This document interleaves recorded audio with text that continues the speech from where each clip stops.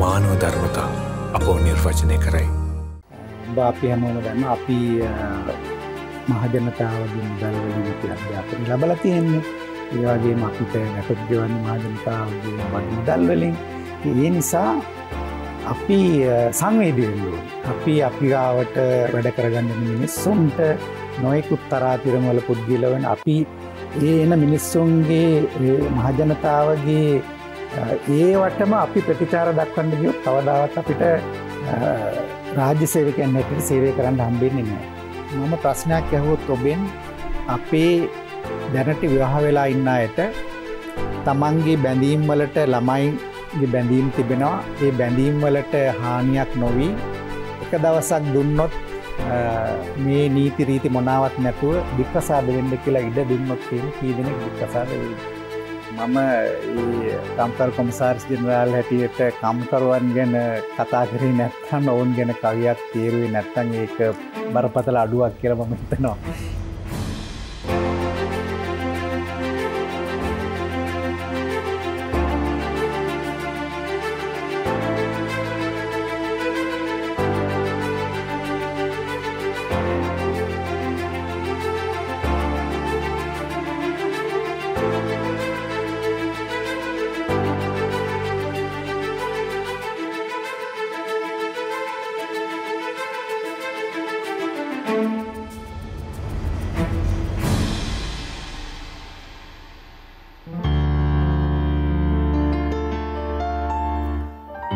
සුඳුරිය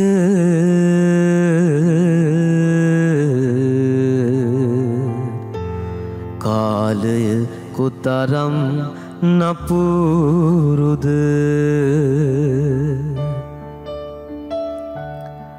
දවල් කෑමට ඉද්දි අපි ගෑනු පෝලිමි බොඳ රූපයක දුරින් පෙනෙන ඒ අහම්බය ඔහුවත්ද පිඟානක අත ඇතිව පිරිමින්ගේ පෝලිමේ ඔව් ඔහුය.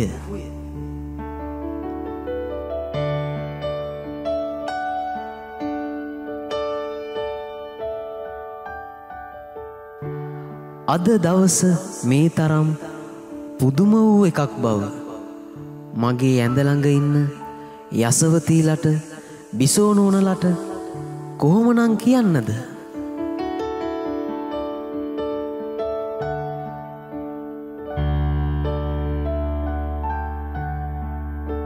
අමතකම නොවෙන ඉස්සරදාක ඔයා නොකියා ගියෙන් ගෑණී මොනවනම් කරන්නද?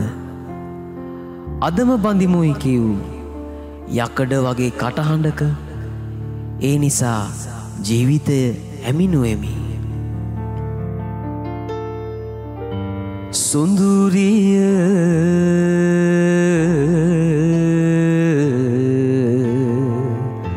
කාලය කොතරම් නපුරුද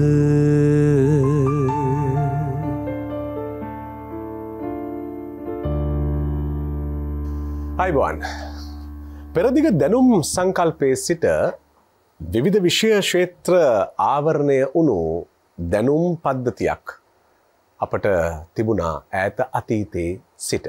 එය සූසට කලාවත් එක්ක බැඳුණු ශිල්ප සහ ශාස්ත්‍ර ඉගෙනුම් ක්‍රමවේදයක් තුලින් පෝෂණය වූවක්. අක්ෂර ලිවීම, ගණිත, මිනිත ක්‍රම, ගාන්ධර්ව අදහස්, තර්ක, ව්‍යාකරණ, ඡන්දස්, නිඝන්ටු, අලංකාර, මන්ත්‍ර, යන්ත්‍ර, තන්ත්‍ර මේ සියල්ලක්ම එහි තිබුණා. සමහර වෙලාවට මේ කූප ශාස්ත්‍ර, සූප ශාස්ත්‍ර, කාම ශාස්ත්‍ර පවා මේ දැනුම් පද්ධතිය ඇතුලේ තිබුණා කියලා අපි කියවා තිබෙනවා. ඉතින් දර්ශන විද්‍යාවන්ද ඒ අතරේ තිබුණා. එහෙම දැනුවතුන් තමයි අපේ සම්ප්‍රදාය බිහි කළේ. එහෙම උගතුන් තමයි අපේ රටේ ඉහළ තනතුරු ලැබුවේ. එහෙම අය තමයි පැතිරුණු කලා කුසලතාවයන් එක්ක බොහොම රසවත්ව තමන්ගේ ජීවිතය වඩාත් යහපත් ආකාරයෙන් වින්දනය කරන්නේ. ඉතින් එහෙම දැනුම, හුරුව, සෞන්දර්ය, ලැබියාව එක්ක අපේ රටේ ඉහළම ආයතන ධූරයක් දරන කීර්තිධරයෙක් අපි කැඳවාගත්ත අද කවි තෝරන්නට එතුමන් බොහොම හොඳ රසවතෙක් නිසාම. ලංකාවේ කම්කරු කොමසාරිස් ජනරාල් දුහුරය දරන ප්‍රභාත් චන්ද්‍රකීර්ති මහත්මයාට අයිබෝන්. අයිබෝන්. ඇත්තටම මේ අපි අර කම්කරු කොමසාරිස් ජනරාල් කියන නමින් කිව්වෙන් පස්සේ ලංකාවේ ඉන්න 14ක් කොමසාරිස් ජනරාල් වරුන් අතර ඉන්න කෙනෙක් ඔබතුමන්. මම ඒත් අර කලින් එහෙම කිව්වහම මම හිතුවේ මේ බොහොම දැඩි පෙනුමක් තියෙන බොහොම මේ සැර පරුෂ වගේ එහෙම අර කම්කරු කොමසාරිස් ජනරාල් කියලා කිව්වහම අපිට මැවෙන රූපකායට එහා ගිහිල්ලා හරි බොහොම නිවුණු ඒ වගේම රසවන්ත වටපිටාවක් තමයි ඔබතුමාගේ කවිත් එක්ක නිර්මාණය වෙලා තියෙන්නේ. කොහොමද මේ කවිය, කලාව, සාහිත්‍ය, සෞන්දර්යය ඔබට හුරු වෙන්නේ? ඒ මතක එක්කම අපි පටන් ගමු. ඔව් අජිර, මෙහෙම ඇත්තටම කලාව සාහිත්‍ය කියන එක අපි හැදුණු වැඩුණු පරිසරයත් එක්කම ඒක නිවසේත් තිබ්බා. මොකද මගේ අම්මත් ලියන කෙනෙක්, පොතක් පවා ලියලා තියෙනවා. ඉතින් ඒ පරිසරයත් එක්ක තමයි කලාව පැත්තට බර වුණේ.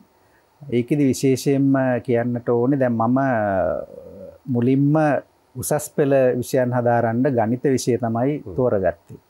ගණිත විෂය තෝරගෙන ගණිත විෂයෙන් විභාගයට මුහුණ දුන්නා. විභාගයට මුහුණ දුන්නා වුණත් විශ්වවිද්‍යාලයට යන්න වරම් ලැබුණේ නැහැ ගණිත විෂයෙන්.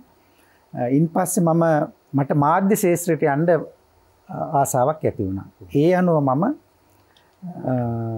කලා විෂයන් හදාරන්න පටන් ගත්තා. ඉතින් ඒකත් එක්ක තවදුරටත් අර මුලින් කුඩා කාලයේදී ඇතිවෙච්ච ඒ හැඟීම්, දැනීම්, ඒ රසවන්තකම් ඒවා සියල්ලම නැවත වාරයක් ඉස්මතු වුණා. ඉන්පස්සේ මාධ්‍ය ශාස්ත්‍රයට සම්බන්ධ වෙලා ටික කාලයක් වැඩ කරා. ඉතින් ඒවත් එක්ක තමයි මේ කලාවට සාහිත්‍යයට වැඩි නැඹුරුවක් ඇති වුණේ. සාමාන්‍යයෙන් මේ ගණිතය හැදෑරුවයින් පස්සේ මේ ටිකක් අර වෙනස් විදියට හිතන ස්වභාවය ඇති වෙනවා කියලා අපිට උගන්වපු ගුරුවරු කියලා තියෙනවා. දැන් මමත් ගණිතය හැදෑරුවේ, ගණිත විෂයන් හැදෑරුවේ. හැබැයි ගණිත විෂයේ ඉඳලා කලාවට ආවයින් පස්සේ ඒක ඇතුලේ පොඩි කලාවත් වෙනස්ව දකින්න උත්සාහ කරනවා.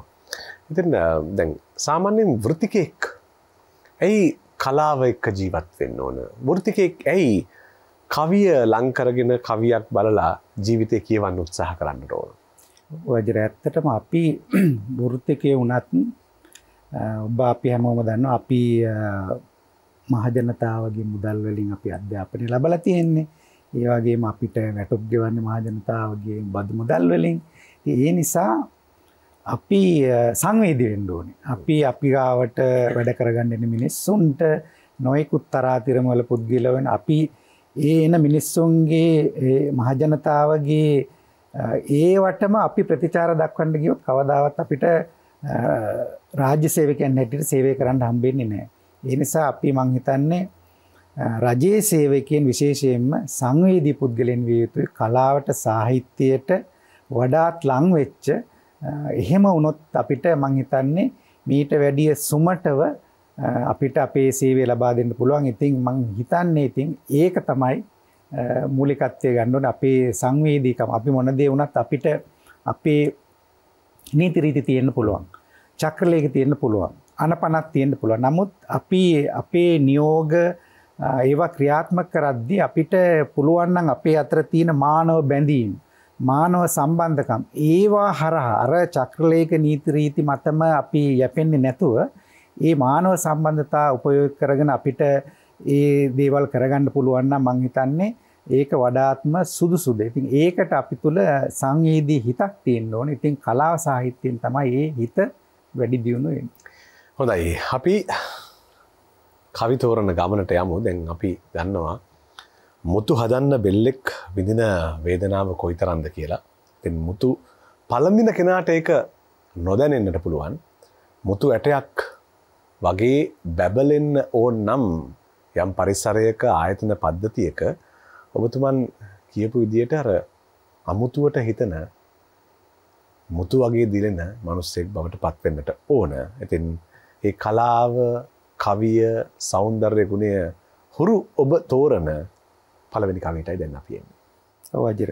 දැන් මම මේ කවි තෝරන්න කලින් එකක් කියන්න ඕනේ අජිත. දැන් ඔබ මගේ තනතුර පැහැදිලි කරා. ඒවත් එක්ක මම කියන්න ඕනේ මේ මහගමසේකර සක්වා ලිහිණි කියන කවි පොතේ ලියලා තියෙනවා මේ කවියෙන් මාව දකින්න එපා ඔබම දකින්න කියලා. ඉතින් මම කියන්න කැමතියි මම මේ තෝරන කවි වලින් මාව දකින්න එපා ඔබම දකින්න කියන ඉල්ලීම මම මුලින්ම කරන්න කැමතියි. මම මුලින්ම තෝරගත්තේ වජිර ගයාරම්‍ය අල්විස්ගේ 83 ආකාශය කියන කවි පොතේ තියෙන කවියක්. ඔබ දන්නවා ගයාරම්‍ය අල්විස් කියන්නේ ඩෝල්ටන් අල්විස් අපේ ප්‍රවීණ ගීත රචකයාගේ පුත්‍රයෙක්. මේකට තේමා වෙලා තියෙන්නේ පාසල් යන්නට පොත් ගන්නට දියණියකට රුපියල් 50ක් මදි වෙලා ඒ 50 හොයා ගන්නට කීර නෙලන්නට ගියාට පස්සේ ඒ පාසල් යන දියණිය කීර නෙලන්න ගිය කීරම ඇලට බිලි වෙලා මිය ගිහිල්ලා තියෙනවා. ඒක පාදක කරගෙන තමයි මේ කවිය සංකල්පනාව ඇවිල්ලා තියෙන්නේ. වීරකමට නොව බඩගිනි හැදුනාම නෑර ජීවිතේ වරපට ඉඳුරාම සාර ඉවුරු වල සරුවට වැඩුනාම කීර නෙලනු දුටුවෙමි නුඹ හැමදාම අප්පා හැරගියේ ලාබාලම කාලේ අයියයි ඇයයි තනිවිය අම්මගේ දෑලේ නෙලූ කීර විකුණාලයි බත කෑවේ පුරුද්දකට වාගේ අකුරට ආවේ මිලියන ගණන් වෙලෙනුයි හැම තැන වාදේ එක වේලයි කුසට රස මසූලු මැද්දේ පොට්ටික ගන්න 50ක අඩුව කී ඇත්තේ වැස්සෙම ඇය ගියා නෙළුමට ගඟ පැත්තේ ඉහළට ඇද හැලුණු මහ වැහි වරුසාවේ දිය කඳ පෙරලි පෙරලි පහළට ආවේ දිවි රැකි ගඟම නැත තෙත ගුණයක්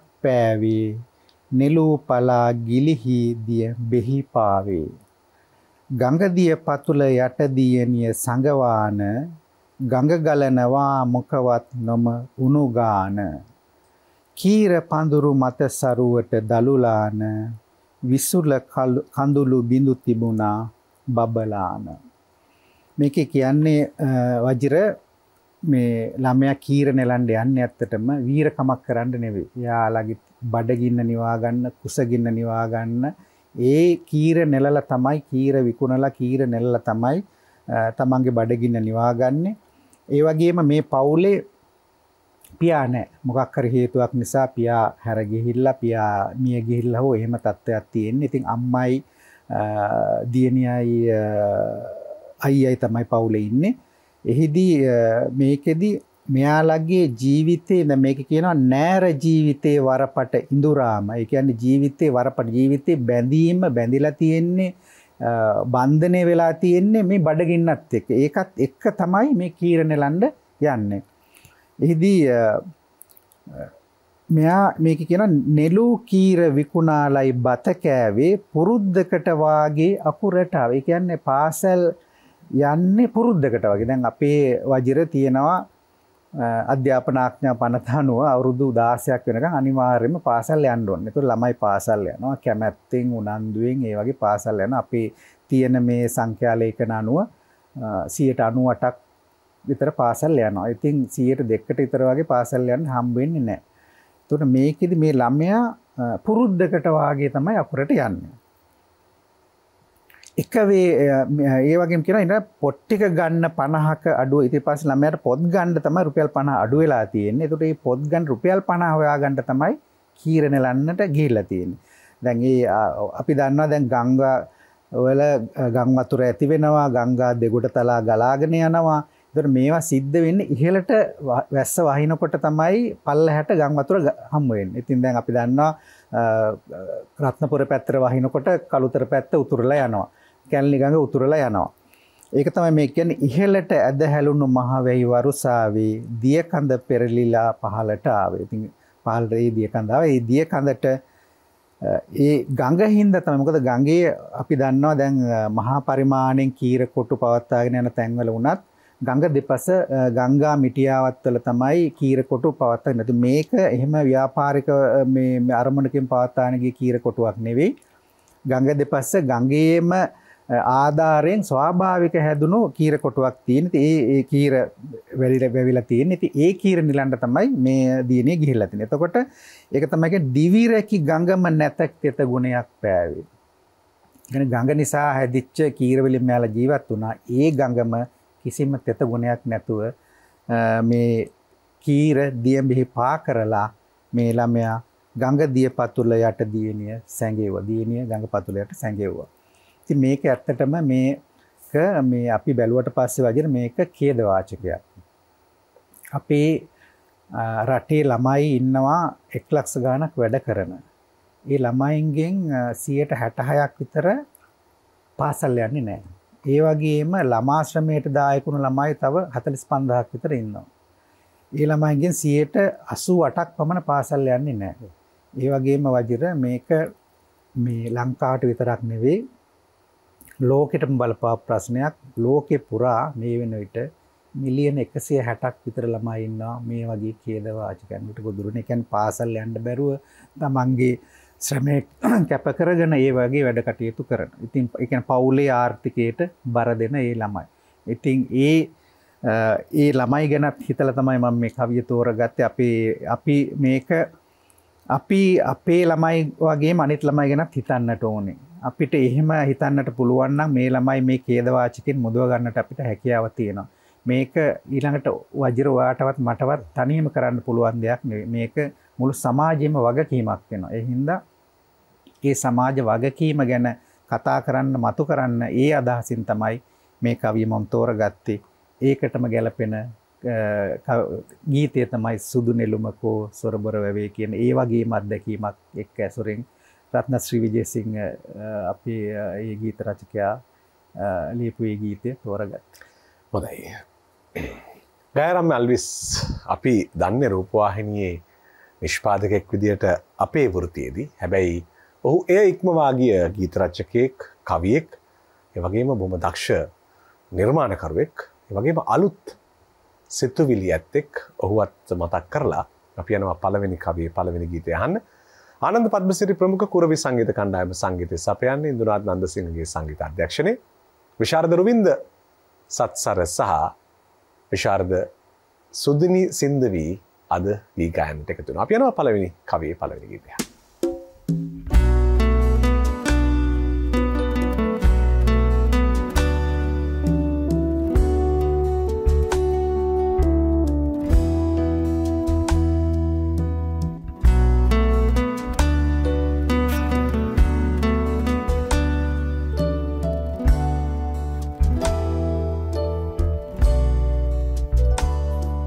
සුදු නෙළුමකෝ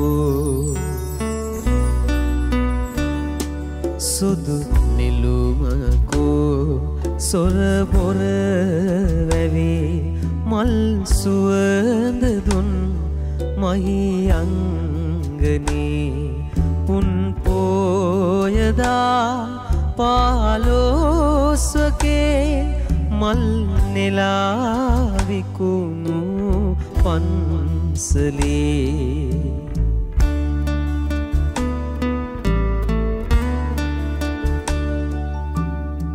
වැවට කළුවර යාවුනා සංසාර දුක බෝනා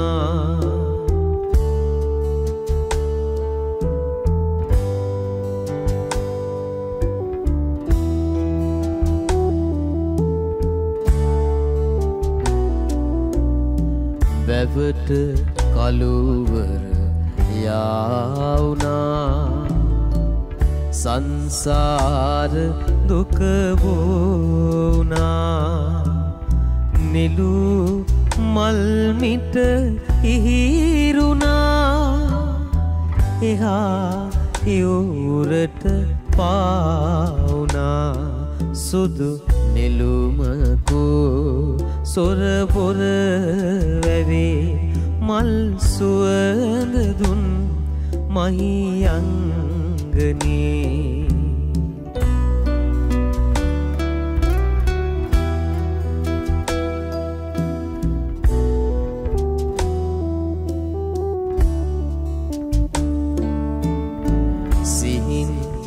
සිරි පොද වැහුණා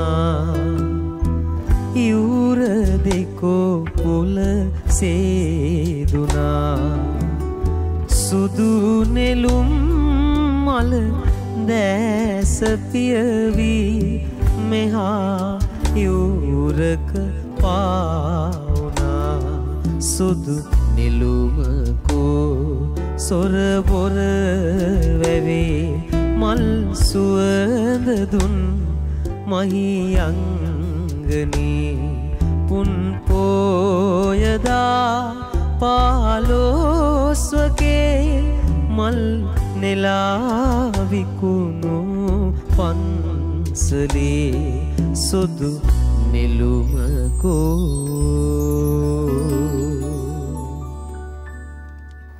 අපි ගොඩක් වෙලාවට කාර්මික විප්ලවයෙන් පස්සේ නගරය හොයාගෙන වැඩි පිරිසක් ගමන් ආවට බොහෝ අයගේ මුල් රැඳිලා තියෙන්නේ ගම්වල. අදටත් කොළඹ නගරේ හරියට විමර්ශනයක් කළොත් බොහෝ අය මුල් වලින් ඇදිලා බැඳිලා රැඳිලා ඉන්නේ ගම් මත. ඉතින් ඒ නිසා මේ ගම කියන සාධකය කොයිතරම් අධිවේගී මාර්ගයේදී වුණත් අපිට අමතක කරන්නට බැරි තරම්. කාලයෙන් අපි ගම සහ අගනගරය ලං වුණාට හදවතින් අපි එයත් එක්ක බැඳිලා ජීවත් වෙනවා. අපි යනවා අමතක නොවුණු ගම හොයාගෙන. හැබැයි මේ කවි කතාව වෙනස්. වජිර දෙවෙනියට මම තෝරගත්තේ මහගමසේකරගේ අපේ ගීත රචකයෙක්, කවියෙක්, නවකතාකරුවෙක්, චිත්‍රපට අධ්‍යක්ෂකවරයෙක් සක්වා ලිහිණි කවි පොතේ ගම අමතකයි කියන කවිය. මේ කවිය ඇත්තටම එතුමාගේ සංකල්පනාවක් හැටියට පහළ වෙන්නේ 60 දශකයේ පමණ. ඒ කියන්නේ මීට අවුරුදු හරියටම 60කට පමණ පෙර මම හිතන්නේ නිදහස් කවියේ ප්‍රථම යුගයේ තමයි එතුමා නියෝජනය කරන්නේ. මේ කවිය ඇත්තටම ඔබ කිව්වා වගේ වර්තමානයටත් ගැලපෙනවා. නමුත් යම් යම් අතරමැද තත්ත්වයන් තියෙන වෙනස් තත්ත්වයන් 1962 දී සේකර දුටු ගම නෙවෙයි අද තියෙන්නේ. නමුත් ගමත් නගරයත් අතර තිබෙන මේ පරතරය ඒ වෙනස තාමත් අපිට දක්නට ලැබෙනවා. අපි කවිය කියවලා ඉන්නේ. සිදාදියෙන් එන්නට මට බුද්ධිය උඹ තමයි එදා පාර කියා දුන්නේ. ගමෙන් උරුම වූ වස්තුව පොදියක් බැඳ කර තියාන උඹේ බහට රැවටීලයි සිදාදියට ආවේ. ඒනකොට ගෙන ආදය විය පැහැදම් කළා මිසක මෙහිදී අලුතින් නිපයූ කිසිම දෙයක් නැත්තේ. ඉස්සබර කළ පුහුණම්බුව විතරයි මට ඇත්තේ. සිදාදියෙන් ආපහු මගේ ගමට යන්න ආසයි මට. ඒත් ගමට යන්නට දැන් පාර මතක නැත්තේ. ඉතිරිව ඇති සුළු වස්තුව රැකගෙන ආපහු එන්නට ඈත ඉඳන් අතවනලා අම්මේ මට ගමට එන්න පාර කියා පන්නේ. බෝමලුවේ සුදු වැල්ලේ බෝධිය මුල දන ගහලා නිවන් ලබා හිත නිවන්න අම්මේ මට ගමට එන්න පාර කියා පන්නේ. මැණික් ගඟෙන් දියනාලා ඇඟපත ගිනියම දුරලා කිලිකුණු සෝදා හරින්න අම්මේ මට ගමට එන්න පාර කියා පන්නේ. වල් බිහිවී ගිය හේනේ වල් පැල උදුරා දමලා පැල ඉනිවැට තර කරලා අලුතෙන් බිජුවට ඉහලා රන් අස්වැන් නෙලා ගන්න ඈත ඉඳන් අතවනලා අම්මේ මට ගමට එන්න පාර කියා පන්නේ. වජිර දැන් ඔබ කිව්වා වගේ අපිත් ගමෙන් තමයි ඇවිල්ලා ඉන්නේ. ගමෙන් නගරයට ඇවිල්ලා තමයි අද ඔබ මේ අපි කතා කරන්නේ, මේ තනතුරු දරන්නේ, අපි ළමයින්ට උගන්වන්නේ, පාසල් යන්නේ. ඉතින් අපිත් මේ දවස්වල කොටකල්සම් ගහගෙන අර මේ පාසල් යනකොට අර මේ දවස්වල ලක්ස්ප්‍රේ බෑග් වල තමයි පොත් දාගෙන බාට දාගෙන එහෙම ගිහිල්ලා තමයි. ඉතින් අර බුද්ධියෙන් පස්සේ ඉතින් තියෙනවනේ කී කඩේම් ශිෂ්‍යත්ව විභාග අරවා මේවා තියෙනවනේ. ඒ වගේ තමයි අපිත් මේ නගරයට ආවේ. ඉතින් මේකෙදිත් කියන්නේ ඉතින් මේ බුද්ධිය ඒ වෙලාවේදී මේක දැන් මේ කවිය ඇත්තටම උත්තම පුරුෂ දෘෂ්ටි කෝණයෙන් කවිය මේක මේ මතු කරලා තියෙන. ඒ කියන්නේ එතකොට මේ පුද්ගලයාට බුද්ධිය තමයි කියන්නේ නගරයට යන්න කියලා. මොකද ගමයි නගරය අතර ලොකු වෙනසක් තියෙන්න ඇති වජරේ දවස්වල. 60 දශකයේදී නගරය සහ ගම අපිට හිතා ගන්නත් බෑ. මොකද අපි ඉපදිලා නැති හින්දා අපිට ඒ ගැන මේ කියන්න අමාරුයි. නමුත් ඒ වෙලාවේ ඇතිවෙච්ච ඒ පුද්ගලයාට ඇතිවෙච්ච ඒ තර්කානුකූල ප්‍රතිඵලයත් එක්ක තමයි මේ වෙනස. මොකද ගමේ ඇත්තටම සංවර්ධනය අඩුයි, පහසුකම් අඩුයි, ඉස්සරහට යන්න තියෙන ඉඩකඩ අඩුයි. ඒවත් එක්ක තමයි බුද්ධිය කියන්නේ ඇත්ත මේ පුද්ගලයාට නගරයට එන්න කියලා. ඉතින් නගරයේ තියෙන ඒ පහසුකම් භෞතික සංවර්ධනය ඒවා සොයාගෙන තමයි අර වස්තුව පොදි බැඳගෙන. එතකොට ඒ වස්තුව කියන්නේ වජිර මිල මුදල් පමණක් නෙවෙයි. මුල මුදලුත් තියෙන්න ඇති. නමුත් ගමෙන් එනකොට අරගෙන එන ගුණධර්ම, යහපත් සිතුවිලි, සාර ධර්ම, ගමේ සංස්කෘතිය මේ දේවල් තමයි ගමෙන් නගරට එනකොට ඒ පුද්ගලයෝ අරන් එන්නේ. වජිර දැන් එතනදී මම කියන්න කැමති දැන් අපි මේ සේකර දුටු ගම නෙවෙයිනේ දැන් තියෙන්නේ. අතර ගමයි නගරයේ අතර වෙනසක්, සංවර්ධනීය වෙනසක් තිබ්බට දැන් ගමේ ඇත්තටම මේවා දකින්නත් අපිට අමාරුයි නේද? අඩුයි නේද? මේ තියෙන දේවල්, මේ සාර ධර්ම, මේ ගුණ ධර්ම ගම තුලත් අපිට දැන් නම් දකින්නට අඩුයි කියලා මම විශ්වාස කරන්නේ.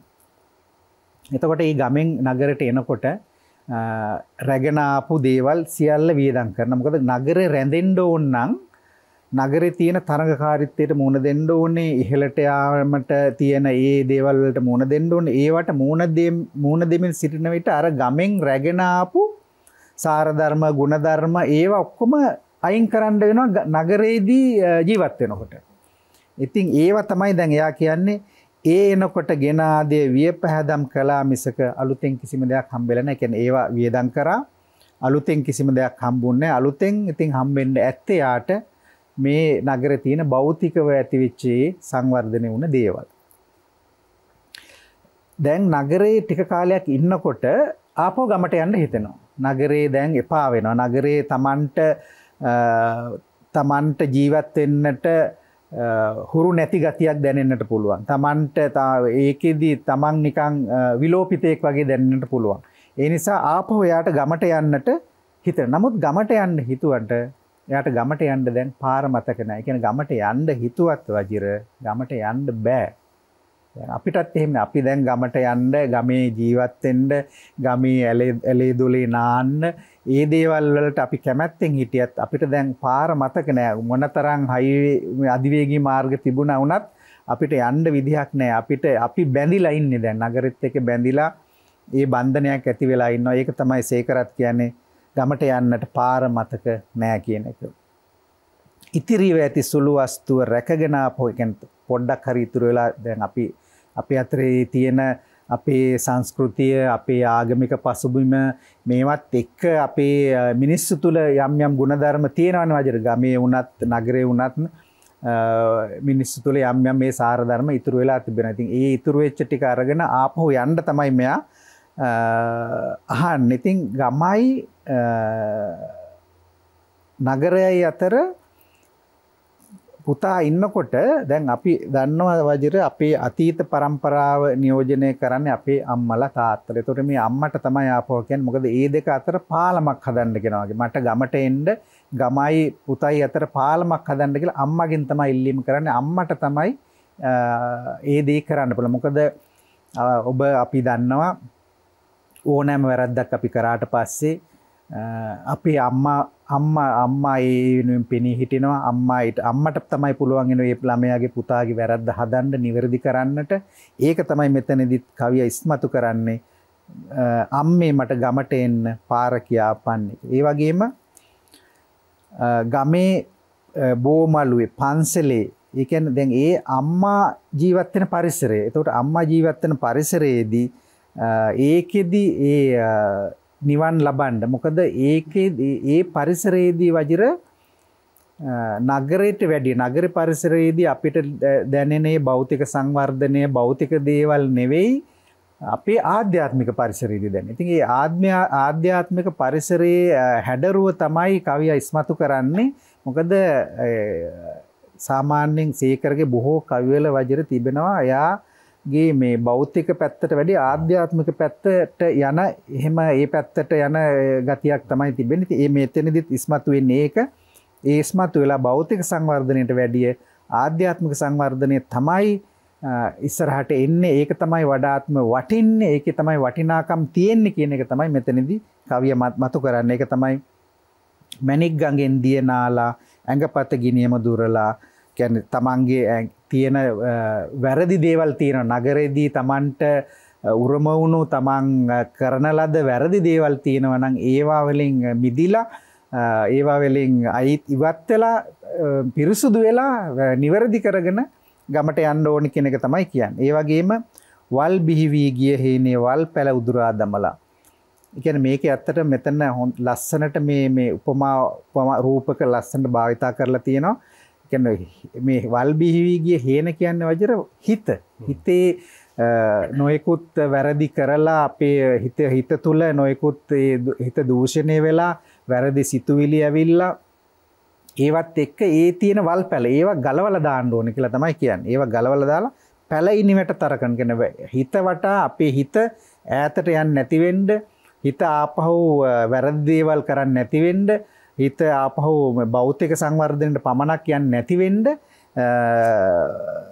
තමයි මේ පැලිනිවට තර කරන්න කියන්නේ. ඉතින් එහෙම තමයි ඊට පස්සේ අලුතෙන් රන්න අස්සන කියන අලුතෙන් ඊට පස්සේ හොඳ සිතුවිලි ආපහු ඇති හිත තුල ඇති කරලා තමන්ට ගමට එන්න පාර කියන්න කියලා කියන්නේ. ඉතින් මේකෙන් ඇත්තටම කියන්නේ වජරේ අර භෞතික සංවර්ධනයක් භෞතික දියුණුව නැතුව ආධ්‍යාත්මික දියුණුව තමයි වටින්නේ. ඒක තමයි අවසානයේදී පිටට ඉන්නේ කියන එක තමයි මේ කවියෙන් කියන්නේ. ඉතින් දැන් ගමේ මේ දේවල් නැති වුණත් තාමත් ගමත් නගරයත් අතර මේ පරතරය තියෙනවනේ වජර. දැන් බලන්න පහුගිය කාලේ අපේ කොරෝනා උදුරු තියෙන කාලෙදී පාසල් වල ඔන්ලයින් මාර්ගෙන් ඉගෙනුවා. නමුත් මාර්ගගත ක්‍රමයෙන්.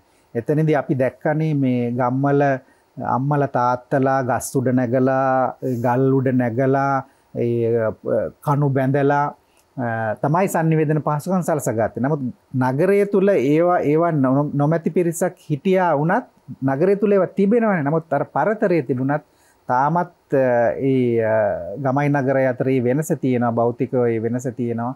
ඒ වෙනස තිබුණා වුණත් අර සීකර එදා දැකපු ආධ්‍යාත්මික සංවර්ධනය නම් අද ගම තුල තියෙනවද කියන එක පිළිබඳ ගැටලුව. හොඳයි. දෙවනි කවියේ දෙවනි ගීතය අහන්නට අපි සරසෙන්නේ මහගම සේකර මුනිවර චින්තා සහිත කවියාගේ සිතුවිලි ඔස්සේ.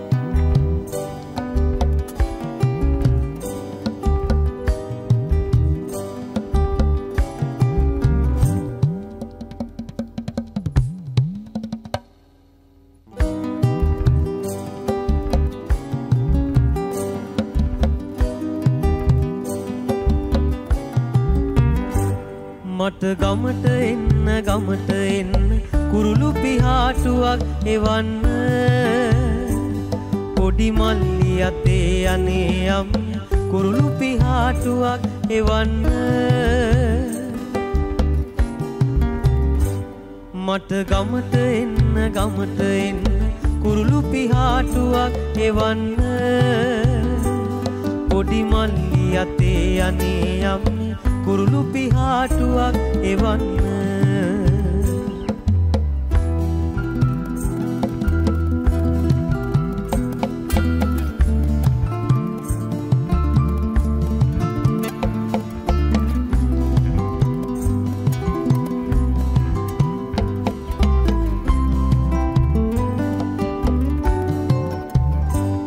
කළු දුමින් වැසුණු ගම් දොර නොපෙනී මංවැලෙහි පය මරුවැල් පැටලි ඇන්ටෙනා තුරෙන් තුර පසු කර පියසි උඩින් නිගිල්ලෙන්න අම්නේ මට කුරුළු පිහාටුවක් එවන්න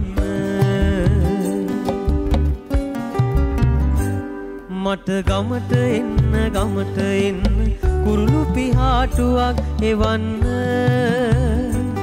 පොඩි මල්ලි අතේ අනේ අම්මේ කුරුළු පිහාටුවක් එවන්න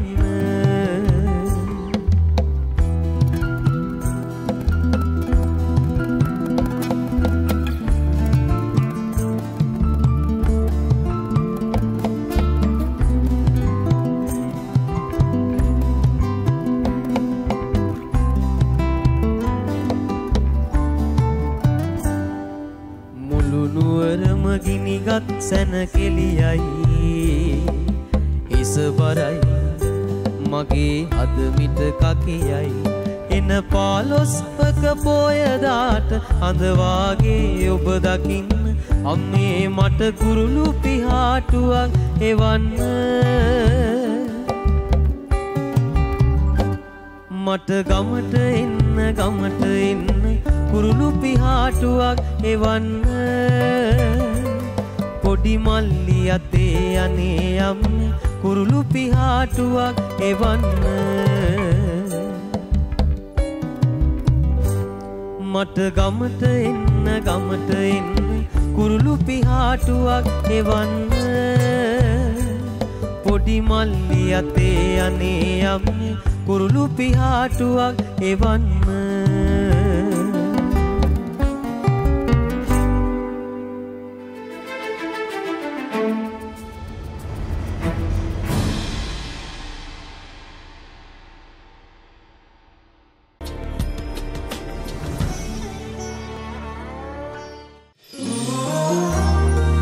මානව ධර්මතා අපෝ නිර්වචනය කරයි.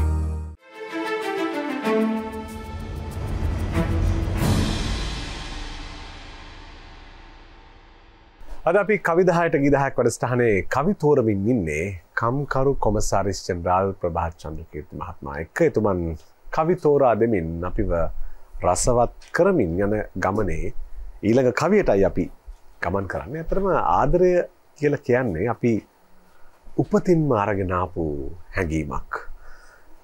බය අපට හුරු වෙන්න පටන් ගන්නේ මේ ලෝකේ අපි ජීවත් වෙලා මෙලොව ඉපදිලා ටික කාලයක් ගත වුණයින් පස්සේ. එහෙම නැත්නම් උපත් මොහොතේ අපි ගත්තොත් අපි බොහෝම ආදරණීය මිනිස්සු බය අපෙන් ඈත් වෙලා ගිහින් තියෙනවා. ඉතින් ආදරය නිසාම ජීවිතය දැනනවා. හැබැයි ජීවිතයේ තියෙන ආදරය නිසාම බය උපදිනවා. අපි එනවා තුන්වෙනි කවියට. ඔව් අජිර. තුන්වෙනි කවියට මම තෝරගත්තේ මහින්ද ප්‍රසාද් මස්සිඹුල අපේ නව පරපුරේ සුප්‍රසිද්ධ කවියාගේ ඇහි පියන් නැහැරිලා කියන කවි පොතෙන් කවියක්. මේ කවි පොතට 2012 දී විශිෂ්ටතම කාව්‍ය සංග්‍රහයට හිමි විද්‍යෝදය සම්මානයක් හිමි වෙලා තිබෙනවා. පුතාට 18යි. හැම නඩුවාරකදීම වගේම අදත් තරහින් ඔයා. මමනේ දන්නේ ඉක්මනින් නිවෙන ඔය තරහ ගැන. උසාවියේ සෙනගාස්සෙන් බංකුවක් දුරට පේනකොට මතක් වෙනවා එකම පන්තියේ උන්නු කාලය. අත්කොට කමීසය තාමත් හැඩයි ඔයාට කියා ගන්න තිබ්බනම් යන්න කලින් ඒ ගැන. ඒ කාලේ අපි එකම හුස්මක් තුල වැඩිම වාර ගණනක් ආදරේ කියාගත්ත තරගෙට ඔයයි දිනුවේ හැමදාම. බැඳපු අලුත ඔයාලා ගෙදරදී මතකද අම්මලට හොරෙන් බත් අහුරු දාපු විදිය මගේ පිඟානෙට. මසකට වරක් මූණ දැකගත් මගේ පෙම් කතාවේ අන්තිම දවස අද. ඉතින් අදින් පසු නඩත්තු වන්නේ කෙලෙසද මාහද ඉඳ හිටවත් දකින්න නොලැබෙන කල ඔබ. මේක මේ හරිම අපූරු කවියක් වජිර. පුතාට 18යි කියලා කිව්වට පුතා ගැන කිසිම තැනක මේ කවියේ කතා කරන්නේ නැහැ. මේ දෙන්න ඇත්තටම ප්‍රේම කරලා පාසල් යන කාලෙද මේ අතීත මතක සැමරුම් තිබෙනවා. ඒ ප්‍රේමයෙන් පස්සේ විවාහ වෙලා ළමයින් හදලා ඉන් පස්සේ දික්කසාදෙට ලැබිලා පුතාට වන්දි ගෙවන මොහොතට වන්දි ගෙවන දවස්වල වන්දි ගෙවන අන්තිම දවස තමයි මේ ලැබිලා තියෙන්නේ. ඒ අන්තිම දවසේදී උසාවියට ඇවිල්ලා මුණ දෙන අත්දැකීම ප්‍රේම කරනකොට අපි දන්නවා වජිර ගැහණියක් ප්‍රේම කරන්නේ මුළු ඇඟෙන්ම මුළු ශරීරයෙන්ම තමයි ගැහණියක් ප්‍රේම කරන්නේ. පිරිමින් ඒ විදිහටම ප්‍රේම කරනවාද කියලා මම දන්නේ නැහැ. එහෙම තියෙන්න පුළුවන්. නමුත් ගැහණියෙක්ගේ පිරිමියෙක්ගේ ප්‍රේමය අතර වෙනසක් තියෙනවා. ඒක තමයි මේ කවියේ කියන්නේ එක තැනක එකම හුස්මක් තුල වැඩිම වාර ගණනක් ආදරේ කියාගත්ත තරගෙට ඔයයි දිනුවේ හැමදාම. ඒ කියන්නේ පිරිමියා තමන්ගේ ආදරය පෙන්නනවා. ආදරය ප්‍රකාශ කරනවා, ආදරය පෙන්නනවා. දැන් මේ හුස්ම ගන්න නැතුව හුස්මක් අරගෙන ආදරේ කියාගෙන යනවා. ඒතර ඒකෙදි දිනන්නේ පිරිමි පුද්ගලයා. ඒතර පිරිමි පුද්ගලයා ඒ තමන්ගේ ආදරේ පෙන්නනවා. පෙන්නුවාට ඒ ආදරේ සිත අභ්‍යන්තරය තුල ඒ ආකාරයෙන්ම තිබ්බද කියන ගැටලුව මේ කවිය තුලදී අපිට මතුවෙනවා. ඉතින් පාසල් යන කාලෙම තිබ්බ ප්‍රේමයක් දික්කසාදයකින් කෙලවර වෙලා තියෙනවා. ඇත්තටම වජිර අපේ රටේ මේ වෙන විට සාමාන්‍යයෙන් වසරකට දික්කසාද 1200ක් 1300ක් පමණ සිද්ධ වෙනවා. මම ප්‍රශ්නයක් ඇහුවොත් ඔබෙන් අපේ දැනට විවාහ වෙලා ඉන්න අයට තමන්ගේ බැඳීම් වලට ළමයින්ගේ බැඳීම් තිබෙනවා. ඒ බැඳීම් වලට හානියක් නොවි එක දවසක් දුන්නොත් මේ නීති රීති මොනාවත් නැතුව දික්කසාද වෙන්න කියලා ඉඩ දුන්නොත් එහෙම කී දෙනෙක් දික්කසාද වේවිද? සාමාන්‍ය දික්කසාද එකේදී දැන් මේකේදී අපිට මේ කාරණේ මොකක්ද කියලා කියන්නේ. නමුත් වන්දි ගෙවන්න එන්නේ පිරිමි පුද්ගලයා. පුතාට වන්දි ගෙවන්න එන්නේ. එතෙන්දී අපිට තේරුම් ගන්න පුළුවන් ඒකෙන් ඒ වැරද්ද කරලා තියෙන්නේ පිරිමි පුද්ගලයා. අපේ තිබෙන නීතිය අනුව වජිර දික්කසාද වෙනවා නම් එක්කෝ තමන් දේශසහගත ලෙස හැර ගිහිල්ලා තියෙන්න ඕනේ. එහෙම නැත්නම් උපතින්ම ආපු ලිංගික බෙලහීනතාවයක් තියෙන්න ඕනේ. එහෙම නැත්නම් විසමාචාරය කියන්නේ වෙන මේ අනාචාරය හැසිරලා තියෙනවා. ඉතින් ඒ කරුණු තුන ඔප්පු කරොත් විතරයි සාමාන්‍ය නීතිය යටතේ දික්කසාදයක් ගන්න පුළුවන් වෙන්නේ. නමුත් උඩරට නීතිය යටතේ ඊට වැඩිය පහසුයි. මේ සාමාන්‍ය නීතිය වජිර වික්ටෝරියානු සදාචාරයෙන් අපිට ඇති කරලා තියෙන්නේ. නමුත් ඔබ අපි දන්නවා අපේ අතීත සංස්කෘතිය තුළ අපේ තිබ්බා ඒ සංස්කෘතිය තුළ එකගී කෑම පවා තිබ්බා. විවාහ වෙලා නෙවෙයි ළමයින් හැදුවේ. ඒ බැඳීම තිබ්බා. ඒ බැඳීම ආරක්ෂා කරගෙන තිබ්බා. මේ ළඟදිත් මම දැක්කා එක්තරා වෛද්‍යවරයෙක් ගාවට ගිය සත්‍ය සිදුවීමක්. ඒ මව පියා කසාද බැඳලා නැහැ. නමුත් ළමයින් හදලා ඒ බැඳීම එහෙම ආරක්ෂා කරගෙන තිබෙනවා. ඉතින් අපි නීතියෙන් බැඳුනා වුණත් ඉන්පස්සේ අපි මේ විවාහය රැකගන්නේ විවාහය පවත්වාගෙන යන්නේ අපි අතර තියෙන ඒ අනිකුත් සාධක නිසා තමයි අපි විවාහය පවත්වාගෙන යන විශේෂයෙන්ම දූ දරුවන් ඒ අයගේ ඒ මත තමයි බොහෝ දුරට රැඳිලා පවතින්නේ. ඉතින් මේ කවිය තුලත් ඒ ගැන තමයි කියන්නේ කුඩා කාලේ සිට ප්‍රේම කරලා විවාහ වුණත් අන්තිමේදී නොයෙකුත් කාරණා නිසා ඒ දෙපළට වෙන් වෙන්න සිද්ධ වෙලා තියෙනවා. ඒ ඛේද වාචකය තමයි මේකෙදි කියන්නේ. ඒ උනත් ඒ කාන්තාව හිතින් තනියම ප්‍රේම කරමින් සිටිනවා. ඈතදී බැංකුවේදී උසාවියේදී දකින්නේ ඈතදී දැක්කා වුණත් ඒ තමන් ප්‍රේම කරපු කාලේ මතක් කරගන්න. ඒ වගේම ඒ දෙන්න තමයි දන්නේ. ඒක තමයි කියන්නේ මමනේ දන්නේ ඉක්මනින් නෙවෙයි ඔය තරහ ගැන. ඉතින් ප්‍රේම කරපු අය තමයි දන්නේ නේද වජිර? ඒ අනෙක් කෙනාට ඇති වෙන තරහ කොච්චර කාලයක් තියෙනවද ඉක්මනින් නිවෙනවද කියන මේ ප්‍රේම කරපු අය විතරයි දන්නේ. ඉතින් අපි ප්‍රේම කරනකොට උනත් සහ ඊළඟ විවාහයේදී උනත් යම් කිසි එක්කෙනෙකුට තරහ ගියාට පස්සේ අපිත් ඒකට ප්‍රතිචාර දක්වනගෙන යනවා නම් ඒකට අපි ඊට වැඩි විදිහට ප්‍රතිචාර දක්වනවා නම් ඒතනයේ සම්බන්ධතාවය පවතින්නේ නැහැ. ඒ නිසා අපි දැනගන්නට ඕනේ එවැනි තත්ත්වයන් තුළදී අපේ හැසිරීම කොහොමද අපි පවත්වාගෙන යන්න කියන. ඉතින් මේ කවියෙන් අපි එක්තරා සමාජ ඛේද වාචකයක් තමයි නිරූපණය කරන්නේ. හොඳයි මහින්ද ප්‍රසාද් මස්සිඹුල සමාජයේ තියෙන විවිධ සිද්ධි වාචක ඔහුගේ කවි ගුණයට අරගෙන ඒ කවි ගුණය හරහා අපිට දැනෙන තැන් බවට පත් කරනවා. අපේ ජීවිතවල තියෙන සමහර වෙලාවට සොඳුරු පැත්තට වැහිලා තියෙන අඳුරු පැත්ත මතු කරන්නට කවියා උත්සාහ කරනවා. අපි යමු තුන්වෙනි කවියේ තුන්වෙනි ගීතය.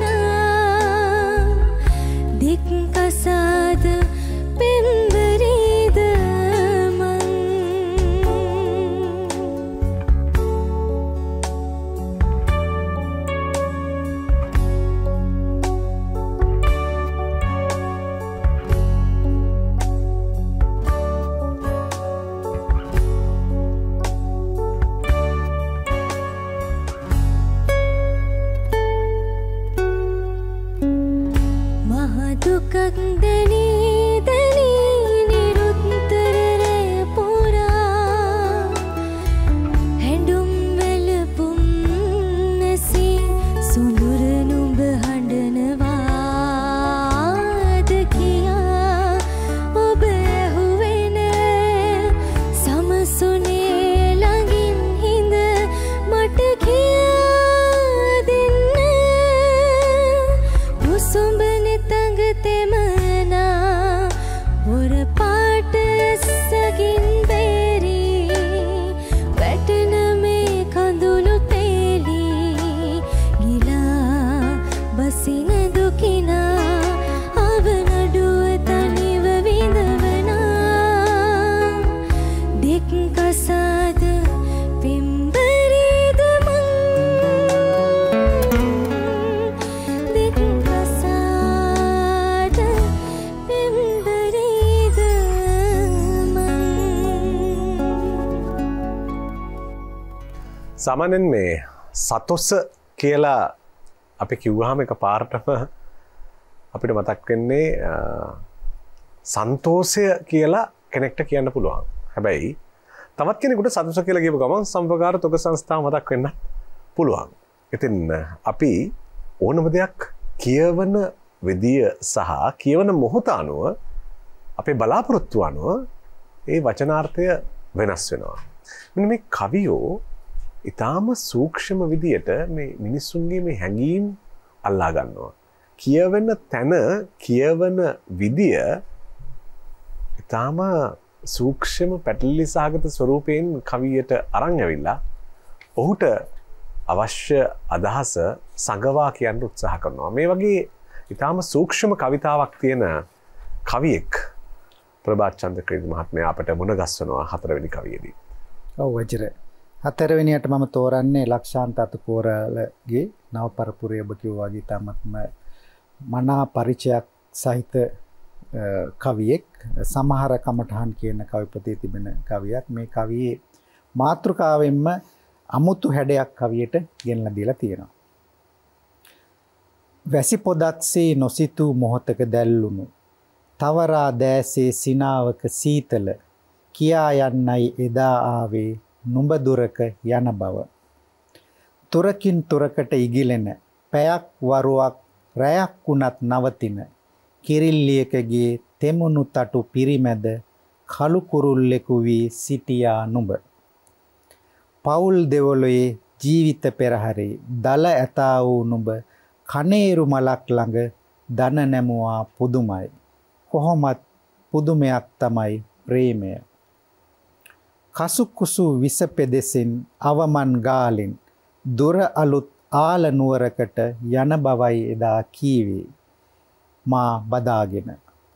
වැසි බිඳු ඉසුනා අවන්හල් කවුළු මත මදුමුසු පිළිබිඹු ඇඳුනා වීදුරු තුල. ඉතින් දිගු කලකට හමු නොවන බව කියමින් මොහොතක් හැඬුවා නුඹ. දැන් මගේ හැඬුම් වාරය ඇවිත් ඇත. දරනු බැරි දහවලේ වැසි පොදක්සේ. කෙතරම් ඈතද නුඹ ගිය දුර දැනුයි දැනෙන්නේ. එදා නුඹේ ඇස් දෙකේ තිබූ බර. මේක මේ අරුම පුදුම කවියක් වජිර. විශේෂයෙන්ම මේකෙදි දැන් වැහි පොදක්සේ නොසිතූ මොහොතක කියන වැහි පොදක් නොසිතූ මොහොතක වැහි පොදක් දැල්ලෙන්නේ නෑනේ වජිර. වැහි පොදක් එනකොට වැහි පොදත් එක්ක අපිට සීතල සෞම්‍ය එවැනි ගුණයක් නේ අපිට දැනෙන්නේ. නමුත් මේක එක පාරටම ඒ පවුල් ඒ කුටුම්බයට උන විපතක් ගැන තමයි මේකෙදි ප්‍රකාශ කරන්නේ.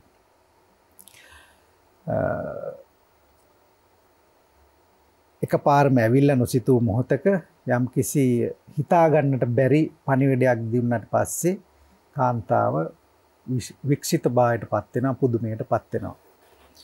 තුරකින් තුරකට ඉගිලෙන. ඒ කියන්නේ එක තැනක රැඳෙන්නේ නැතුව කාලෙන් කාලෙට තැන් තැන් වලට යන, ඒ වගේම රැයක් දවාලක් නවතින.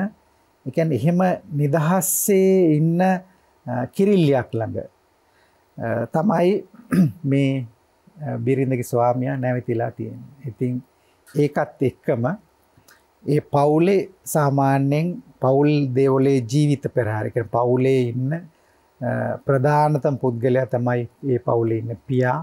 පියාගේ රැකවරණය, පියාගේ ආරක්ෂාව ඒ පවුල තුල නැති වුණොත්, ඒක බිඳ වැටුනොත් එහෙම ඒ පවුලත් යම් කිසි ආකාරයකට පල්ලහකට ඇද වැටෙනවා.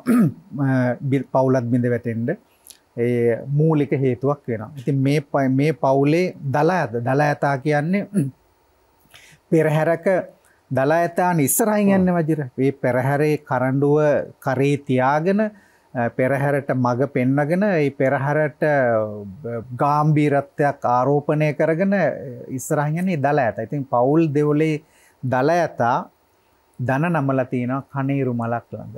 කනේරු මල කියන්නේ අපි දන්නවා කනේරු ඇට කෑවම විසයි මිය යනවා. ඉතින් ඒ වගේ මලක් ළඟ තමයි මේ පවුලේ දලඇතා දන නමලා තියෙන්නේ. ඉතින් ඒ වුණාට ඒ බිරිඳ කියනවා කොහොමත් පුදුමයක් තමයි. කියන්නේ ප්‍රේමය කියන්නේ පුදුමයක් තමයි. ඒක අපිට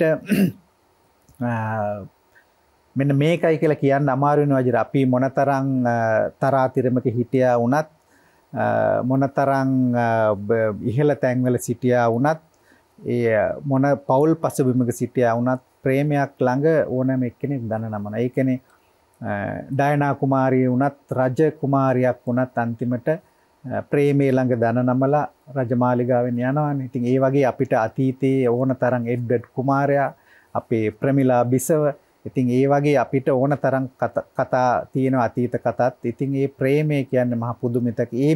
ඉතින් මේ පවුලෙත් තියෙන දලඇතා මේ ප්‍රේමයේ ළඟ දන නමලා තියෙනවා.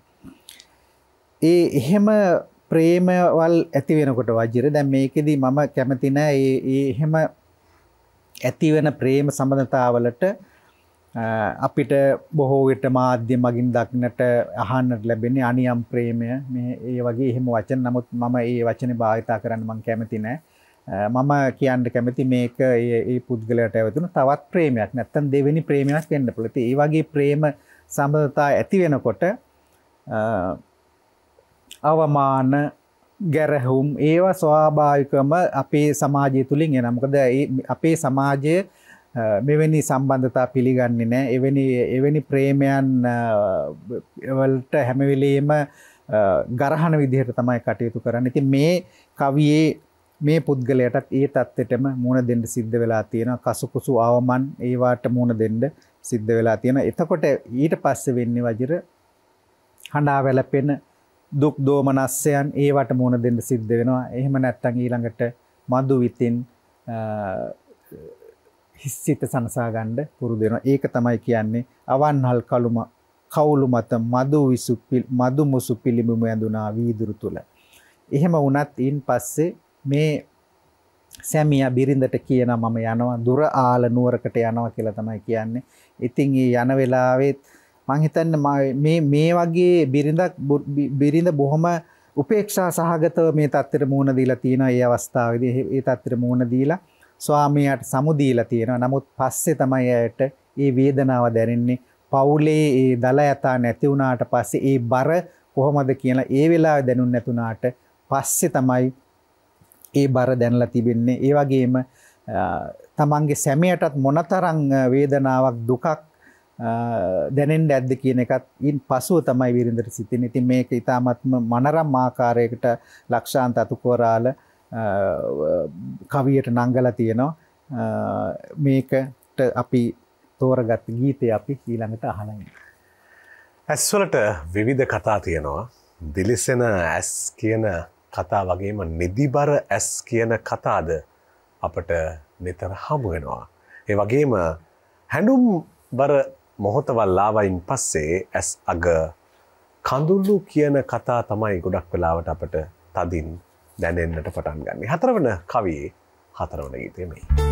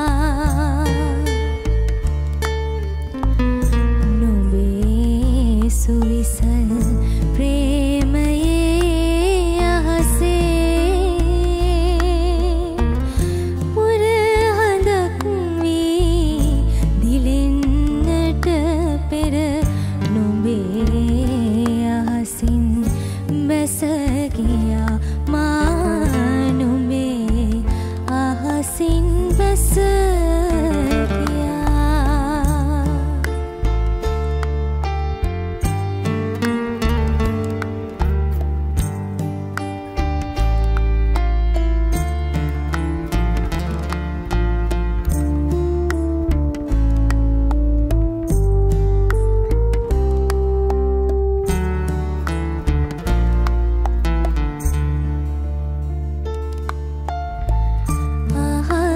संद तारो विमाने पेम पहास विंदिना सुया में असनी वेसक नुඹට दी मानुඹे आहसिन बस गया। नुඹे आहसिन बस गया।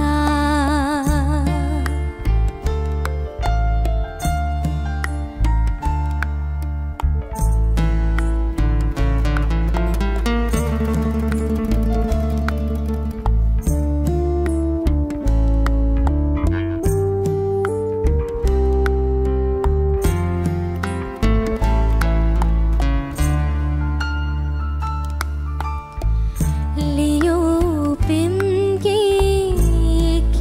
गसा यली इन क्योवत नगतीला यन्न नियमित निसा मानुबे आहसिन बस गया। नुඹे आहसिन बस गया। रात्रिय नुඹ ළඟ තියා වසන්තය කඳුලින් ලියා। නුඹේ සුයිසල් ප්‍රේමයේ අහසේ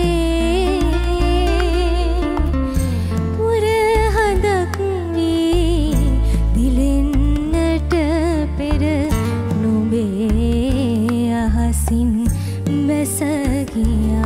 मानुबे आहसिन बस गया। අපේ රටේ නිෂ්පාදන ක්‍රියාවලිය පිළිබඳව තොරතුරු හොයාගෙන යනකොට අපේ රටේ ඈත අතීත රාජධානිවල ඉඳලා විවිධාකාරයේ වෙනස්කම් ක්‍රමිකව ඇති වෙනවා. දැන් අනුරාධපුර යුගයේ මුල් කාලේ නෙවෙයි පසු කාලීනව වෙනකොට බැමිණිතියා සෑය වගේ දේවල් වෙනකොට මේ පද්ධති දෙදරා යන්න පටන් ගන්නවා. ඊට පස්සේ පොළොන්නරුවට එනකොට ඒ ව්‍යුහය තරමක් කෘෂික භාවිතයේ බවට ස්ථායී වෙන්න පටන් ගන්නවා. ඊට පස්සේ එහි ඉඳලත් වඩු මහත්තුරු, රෙදි වියන අය, සලු උපකරණ අය, සෙරෙප්පු හදන අය මේ ආදී විදියට ගලාගෙන ඇවිල්ලා පස්සේ කාලේ ඉන්නව මේ ශ්‍රමය අලෙවි වෙන තැනට පත් වෙනවා. කාලය මිල වෙන තැන බවට පත් වෙනවා. ඉතින් කොහොමුණත් අද මේ ශ්‍රමය පිළිබඳව කතා කරන මාතෘකාව ඇතුලේ බොහෝ සංවාද වාද විවාද තියෙනවා. මම හිතනවා කම්කරු කොමසාරිස් ජෙනරාල්තුමා අද කවිතෝරන නිසා ඔබතුමාට ගැළපෙනම කවිය තෝරගෙන තියෙනවා කියලා. ඔව් වජිර දැන් මම ඒ කම්කරු කොමසාරිස් ජෙනරාල් හැටියට කම්කරුවන් ගැන කතා කරේ නැත්නම් ඔවුන් ගැන කවියක් තේරුවේ නැත්නම් ඒක බරපතල අඩුවක් කියලා මම හිතනවා. එහෙනම් තමයි පරාක්‍රම කොඩිතුවක්කු මහත්මයාගේ කම්කරුවන්ගේ තේ වේලාව කියන කවි පොතෙන් මේ කවිය තෝරගත්තේ. ඒ කවියේ මාතෘකාවත් කම්කරුවන්ගේ තේ වේලාව. පෙට්ටි කඩේ ලෑලි බංකු දිගේ වඩේ කමින් පැණි කැවිලි කමින් කහට බිබී දුම් සුවඳ බිබී නුඹලා එකතුව කතා කරනවා තරහ සිතින් කෙලි කවට සිතින් හරි අසාධාරණයි. ඒ අපේ කෙනෙක්නේ. මොකද්ද හේතුව? හෝ යුක්තියක්? එහෙම බෑ, අපි විරුද්ධයි. හැමදාමත් කතා කරනවා, ජීවිත රෝදේ කැරකෙනවා, දාම් ලෑල්ලේ ඉත්තන් කැපි කැපි විසි වෙනවා. වචන ඇසෙනවා ගිනි පුපුරු වගේ වචන ගලනවා දිය බුබුලු වගේ පෙට්ටි කඩේ ලෑලි බංකු දිගේ වඩේ කමින් පැණි කැවිලි කමින් කහට බිබී දුම් සුවඳ බිබී නුඹලා එකතුව කතා කරනවා තරහ සිතින් කෙලි කවට සිතින් නලාව ඇසුනම වැඩට දුවනවා මිනිස්සු උඩ වැඩ මිනිස්සු යට වැඩ මට දුකක් සිතෙනවා මට බයක් සිතෙනවා. ඇත්තටම දැන් නම් බයක් සිතිලා තියෙන්නේ වජිර. මොකද දැන් මේ රටේ තියෙන තත්ත්වෙත් එක්ක කම්කරුවන්ට මුහුණ දෙන්න සිදු වෙලා තියෙන තත්ත්වය සහ ඉදිරියේදී ඔවුන්ට මුහුණ දෙන්න සිදුවීමට යන තත්ත්වය ගැන අපිට කම්කරු නීතිය ක්‍රියාත්මක කරන නිලධාරීන් වශයෙන් අතිශය බයක් දැනෙලා තියෙනවා. ඉතින් කොහොමද මේකට මුහුණ දෙන්නේ කියන ගැටලුව තමයි අපේ ඉස්සරහ අපිට තියෙන්නේ. ඒ වගේම කම්කරුවෝ වගේම වජිර අපිට මට කවියක් තෝරන්න තිබ්බනම් කම්කරුවෝ රැකෙන්නෙත් අපේ ව්‍යවසායකයන් හින්දා. සේවා යෝජකයන් ගැනත් ලියවුණු දෙයක් තිබ්බනම් ඒකත් මම මේ වෙලාවේ තෝරනවා එකසිතින්ම. ඉතින් මේකෙදි විශේෂයෙන් මේ කම්කරුවෝ එහෙම තමයි පෙට්ටි කඩ උඩ ලෑලි බංකු උඩ වාඩි වෙලා සතුටු සාමිචිය දෙන ඕන් තමන්ගේ අයට විරුද්ධ යම් කිසි දෙයක් සිද්ධ වුණොත් ඒකට එරෙහිව කතා කරනවා. නමුත් ගොඩක් වෙලාවට වජිර මට මේ කාලය තුල තියෙන අත්දැකීම් එක්ක දැන් අපි අර කාල් මාක්ස්ගේ ඒ සහ එංගල්ස්ගේ කොමියුනිස්ට් ප්‍රකාශනයේ කියන කම්කරුවා අද අපිට දක්නන්නේ නැහනේ. ඒතනදී මම දන්නේ අපිට ඒ වචන පරිවර්තන කිරීමේදී ගැටලුවකට මුහුණ දුන්නාද කියලා. මොකද නිෂ්පාදන මාධ්‍ය හිමි නිෂ්පාදන බලවේගවල අයිතියක් නැති තමන්ගේ ශ්‍රමය විකුණලා ජීවත් වෙන අය තමයි කම්කරුවෝ වශයෙන් හැඳින්වෙන්නේ. එතකොට ඒ කම්කරුවෝ වශයෙන් අපිට මැවුණු ප්‍රතිරූපය තමයි අර මඩ ගාගෙන මේ දැන් මේ කියන වගේ ලෑලි බංකු උඩ එහෙම නෙවෙයි. දැන් අපිත් කම්කරුවෝනේ. අපිට නිෂ්පාදන බලවේගවල අයිතියක් නැහැ නේ වජිර. අපි අපේ මානසික ශ්‍රමය වැය කරන. ඒ ශ්‍රමය වැය කරලා තමයි අපි මේ වැටුප් ලබන්නේ. ඉතින් මේ කම්කරුවෝ මේ ඒ ගොඩක් වෙලාවට Tamanට එරෙහිව ඒ කටයුතු කරන තැන්වලදී වැඩ වර්ජන කරනවා. ඒවට සම්බන්ධ වෙන නමුත් ඒ වගේදී අවසානයේදී බලනකොට ප්‍රතිඵලයක් තියෙනවද කියන එක ගැටලුවක් තියෙනවා සමහර තැන්වලදී. මොකද අවසානයේදී දැන් මට තියෙන අත්දැකීම් එක්ක වජිර සමහර ඒ වෘත්තීය සමිති කම්කරුවන් සේවකයන් වැඩ වර්ජන වලට පොළඹවලා අන්තිමට ඔවුන් සේවයෙන් ඉවත් කළාට පස්සේ දොට්ට දැම්මට පස්සේ ඔවුන් වෙනුවෙන් පෙනී සිටින්නේ නැහැ. එවැනි තත්ත්වයන් මේ පැහැදිලි සාක්ෂි මත ඔප්පු වෙලා තියෙනවා. මේක කියන්නේ දාම් ලෑල්ලේ ඉත්තන් කැපි කැපි විසි වෙනවා. ඉතින් ඒ වගේ යම් තත්ත්වයන් උඩ වැඩ කරන කම්කරුවෝ සේවකයෝ සේවයෙන් අයින් කරනවා. එතනින් අයින් කරනවා. ඒකට ඒවට මුහුණ දෙන්න සිද්ධ වෙනවා. මේ වගේදී කතා කරන කට්ටිය ඒ කතා කරාට ඒ වචන නිකන් දිය බුබුලු වගේ දිය බුබුලු මතුවෙලා මෙයා වෙලා එහෙම මේ පුපුරලා යනවනේ. ඊට පස්සේ එතනින් එහාට නෑනේ මොකක්වත්. ඒ වගේ තමයි සමහර මම හැමෝම ගැන නෙවෙයි කියන්නේ සමහර කම්කරුවන් ගැන කතා කරන වෘත්තීය සමිතිත් ඒ වගේ. ඉතින් ඒ වගේම මේකේ දැන් මේ වඩේ කමින් පැණි කැවිලි කමින් දැන් පැණි කැවිලි කන්නේ වජිර ඒ පැණි රස කන්නේ කම්කරුවෝ යම් කිසි දේවල් පාවිච්චි කරාම ඒ පැන් රස උමනා කරනවා. ඒ වගේ තමයි කම්කරුවෝ කහට බොනවා දුම් සුවඳ බොනවා. ඉතින් එහෙම ජීවත් වෙලා වැඩ කරනවා. ඉතින් අන්තිමට මොනවා වුණත් මේක ජීවිත රෝධයක් වගේ කරකිමින් යන දෙයක්.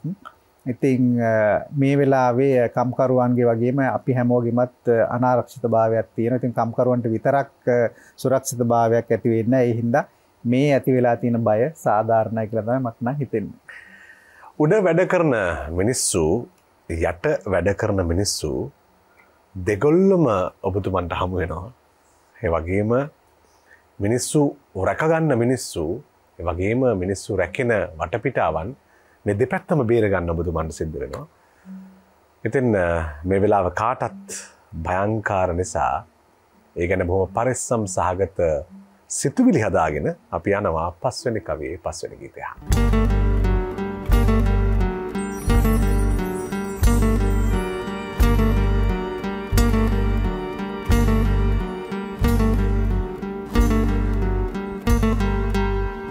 අව්වට වැස්සට උරුමිනිසුන්නේ දෑතේ විරියෙනි රටවල් නැගුණේ මිනිසුන්ගේ මලගම වෙනුවෙන් මොන රජ මැදුරේද සුදු කොඩි නැගුණේ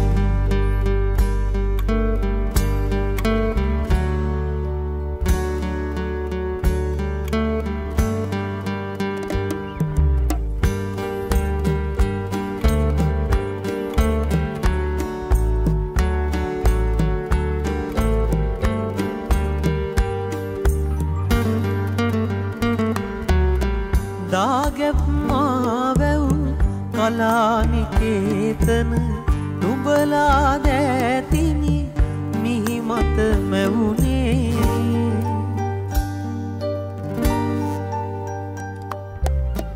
ඒ නුඹලාටයි දූදරුවන්ටයි මොන රජ මැදුරෙද දොරටුව හැරුණේ මොන රජ මැදුරෙද බත්පත බෙදුනේ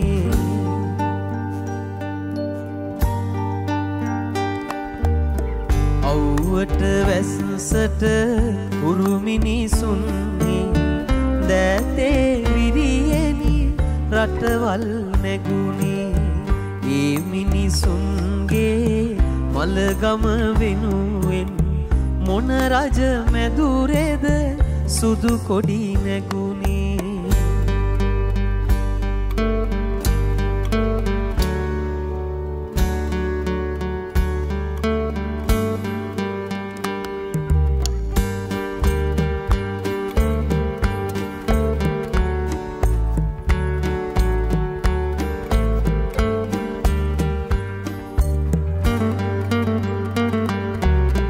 රජ සැප විඳිනට රජදරුවන් අට නුඹලා දැතිනි මන්දිර මැවුනේ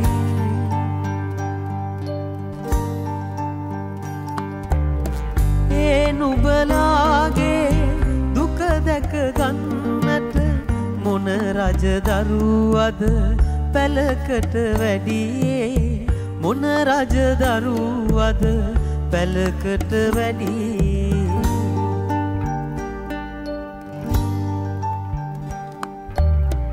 අව්වට වැස්සට උරු මිනිසුන්නේ දැතේ විරියෙනි රටවල් නැගුණේ ඒ මිනිසුන්ගේ මලගම වෙනුවෙන් මොන රජ මැදුරේද සුදු කොඩි නැගුණේ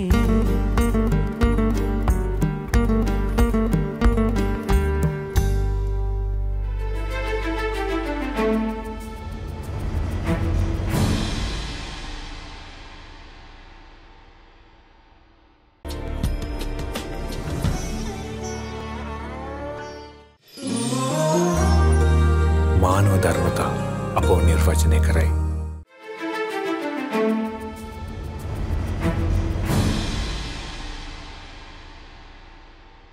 අද අපි කවි 10ට ගී 10ක් වැඩසටහනේ කවි තෝරමින් ඉන්නේ කම්කරු කොමසාරිස් ජෙනරාල් ප්‍රභාත් චන්ද්‍රකීර්ති මහත්මයාත් එක්ක.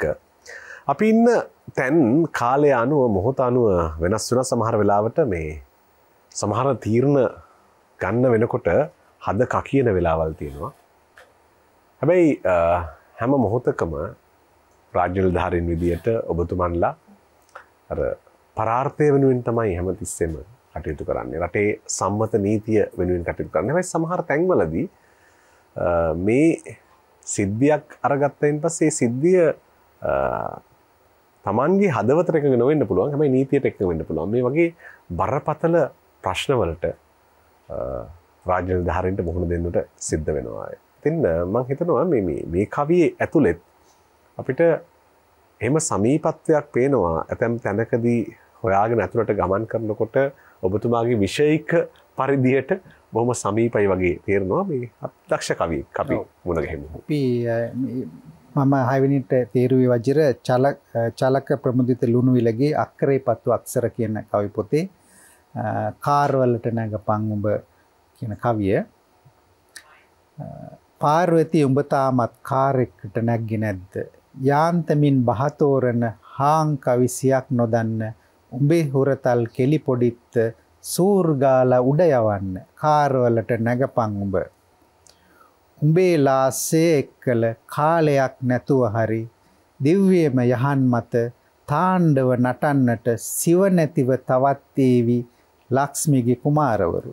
ලොම් හැලිච්ච කෙස් පැහිච්ච උන් එන්නෙත් කාර්වලින්. නැගපන් උඹ කාර්වලට බාර්වලට වැඩිය ලාභ සාර්ගේ භාණ්ඩාගාරයෙන් පාන් කාවි උඹ එදාට කේක් දේවි උඹ දෝනිට. සිංහල කාර් එකට නගින්න උඹ බයද තවම ඒ කාලේ අහවරලු. සිංහල මම යනවනේ බං ඇවිත් යන්න මෙරට ආව සුදු මහතන් එක්ක වුවත් විදේශ විනිමය සොයාන. ඇත්තට වජිර මේකේ මේ ගණිකා වෘත්තිය ගැන කියනවා. ඒ වගේම අපිට මේ වෙලාවේදී අපිට අවශ්‍ය වෙලා තියෙන විදේශ විනිමය හොයාගන්න ක්‍රමයක් ගැනත් එක්තරා විදිහකට මතු කරලා පෙන්නනවා. මේකෙදි විශේෂයෙන්ම අපි දන්නවා මේ ගණිකා වෘත්තියේ යෙදෙන්නේ ඇත්තටම ඒ Tamanට ඕන නිසා නෙවෙයි. ඒ සමාජ අසාධාරණ ලක් වෙලා තමන්ගේ පවුලේ ආර්ථික තත්ත්වය ගොඩනගන්න තමයි මේ වෘත්තියට පෙළඹලා තියෙන. වෙන කර කියාගත හැකි කිසිවක් නැති නිසා අපි ඒ කට්ටියගේ රුව අපි දැක්කත් ඒක හිත ඇතුලේ තියෙන දේවල් අපිට දකින්නට හම්බෙන්නේ නැහැ. හිත ඇතුළ අපිට කියවන්නට හම්බෙන්නේ නැහැ ඒ වෘත්තිය කරන කාන්තාවන් විඳින පීඩාව දුක ගැන. මේකෙදි කියනවා දැන් මේ රූප සුන්දරියක් උනත් ඒ රූපයෙන් අගතන්පත් වෙලා ඉන්න ගණිකාවක් උනත් එයාව හොයාගෙන ඉන්නේ ලොම් හැලිච්ච කෙස් පැහිච්ච උන් එන්නේ කාර්ලි කියන වයසක මිනිස්සු තමයි හොයාගෙන ඉන්නේ. නමුත් ලක්ෂ්මීගේ කුමාරවරු ඒ කියන්නේ අතමිට යහමින් තිබෙන මුදල් තිබෙන ඒ අය තමයි මේ හොයාගෙන ඉන්නේ. එහෙම අය තමයි එහෙම අය ආවොත් විතරයි ඇත්තටම ඒ අයට අතට කීයක් හරි හම්බ වෙලා තමන්ගේ ඇඟ විකුණලා තමන්ගේ ජීවිතය ගැට ගහ ගන්න පුළුවන්. ඉතින් මේකෙදි ලොකු බලාපොරොත්තු ලොකු පරමාර්ථ නැහැ. ඒ භාණ්ඩාගාරයෙන් ලැබෙන මුදලින් පාන් කායි උඹ එදාට. ඒ කියන්නේ ඒ ගණිකාව වෘත්තිය කරන්නේ අම්මා පාන් කන්න. ඒ කියන්නේ ඊතරාම දුක්ඛිත තත්ත්වෙන් තමයි තමන්ගේ ජීවිතය ගෙවන්නේ. නමුත් ඒ දුක්ඛිත තත්ත්වෙන් ගෙවන ගමන් තමන්ගේ දුවට කේක් දෙන්න තමයි හදන්නේ. දැන් අපි අහලා තියෙන කතාවක් වජිර අර ප්‍රංශේ මාරි ඇන්ටනෝබිසෝ පාන් නැත්තම් කේක් කාපන් කියලා. ඉතින් මේකේ අම්මා පාන් කාලා දුවට කේක් දෙන. කියන්නේ එයා දුවට හැම වෙලේම තමන්ගේ ළමයින්ට උඩින් තියන්න තමයි හැම වෙලේම ඒ මොන වෘත්තිය කරත් ඒ අම්මලා හැම වෙලේම ඉදිරිපත් වෙලා තියෙන්නේ. ඉතින් මෙතන අනිත් පැත්තට මෙතන ජාතිවාදීරත් පොඩි පහරක් ගහනවා මේ කවියා. සිංහල කාර් වලට නගින්නේ කියන එක සහ අපි සිංහල කට්ටිය ඒ කාර්වල නගිනවා විදේශ විනිමය හොයාගෙන යනවා කියලා එතන ජාතිවාදීට පහරක් එල්ල කරනවා. කෙසේ වුවත් මේ අපේ පැරණිම වෘත්තියේ දෙන කාන්තාවන්ගේ දුක දෝමනස්යන් ගැන තමයි මේ චලක චමුදිත කාර්වල නැගපන් මේ කියන කවියෙන් කියවන්නේ. අතරම චලක පමුදිත ලුණුවිලගේ කවි 10දී අපිට මුණ ගැහෙන මුල්ම වතාව මේ. එතන ඔහු සමාජය ගැන බොහොම සංවේදීව ලියන කෙනෙක්. ඒ වගේම දේශපාලනිකව අදේශපාලනිකව සමාජ ඇත්ත දකින්න වචන හොයමින් වචන ගලපන කවියෙක්. ඉතින් චලක පමුදිත ලුණුවිලගේ කවියා කියවා අපි යනවා 6 වෙනි කවියේ 6 වෙනි ගීතය.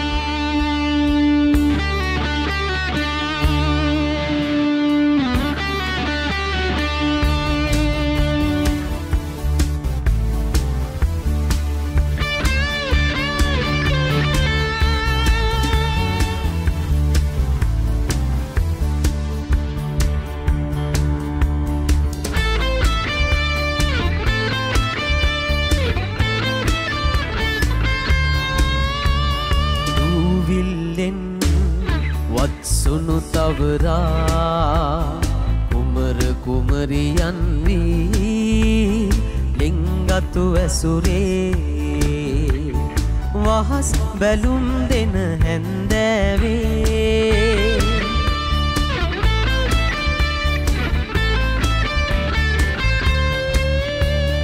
නන්නා දුමනා කය මිස සිත නැති පුරවරයේ කවුරුන් හෝ තුරුලේ නිමේෂයක් කොඳුරාවේ රහසින් ආගිය උන් හිටි තැන් සඟවා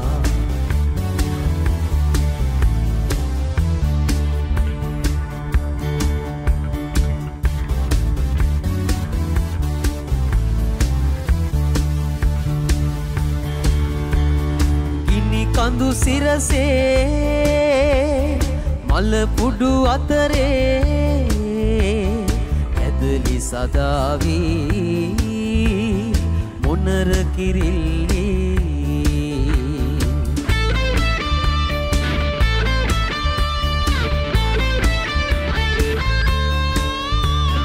රැයකින් රැයකට කුස පිරෙනා සඳ සිවනැල්ලේ සිත ඇති කය නැති මිටියාවත යුරේ වහස් බැලුම් සඟවා උකුසු ඇසක් ගෙන ගුරුලු ඇසක් ගෙන ප්‍රියවායාවී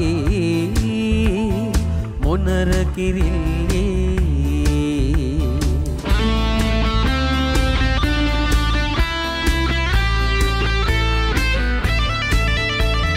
සැඩසුලගේ මුල්ලිදිරි යන ගස මුදුනේ නූපන් දවසේ රන් කිරි කඳුලේ සිහින දකිවි මොනර කිරිල්ලේ සිහින දකිවි මොනර කිරිල්ලේ දකිවී මොනර කිරිල්ලේ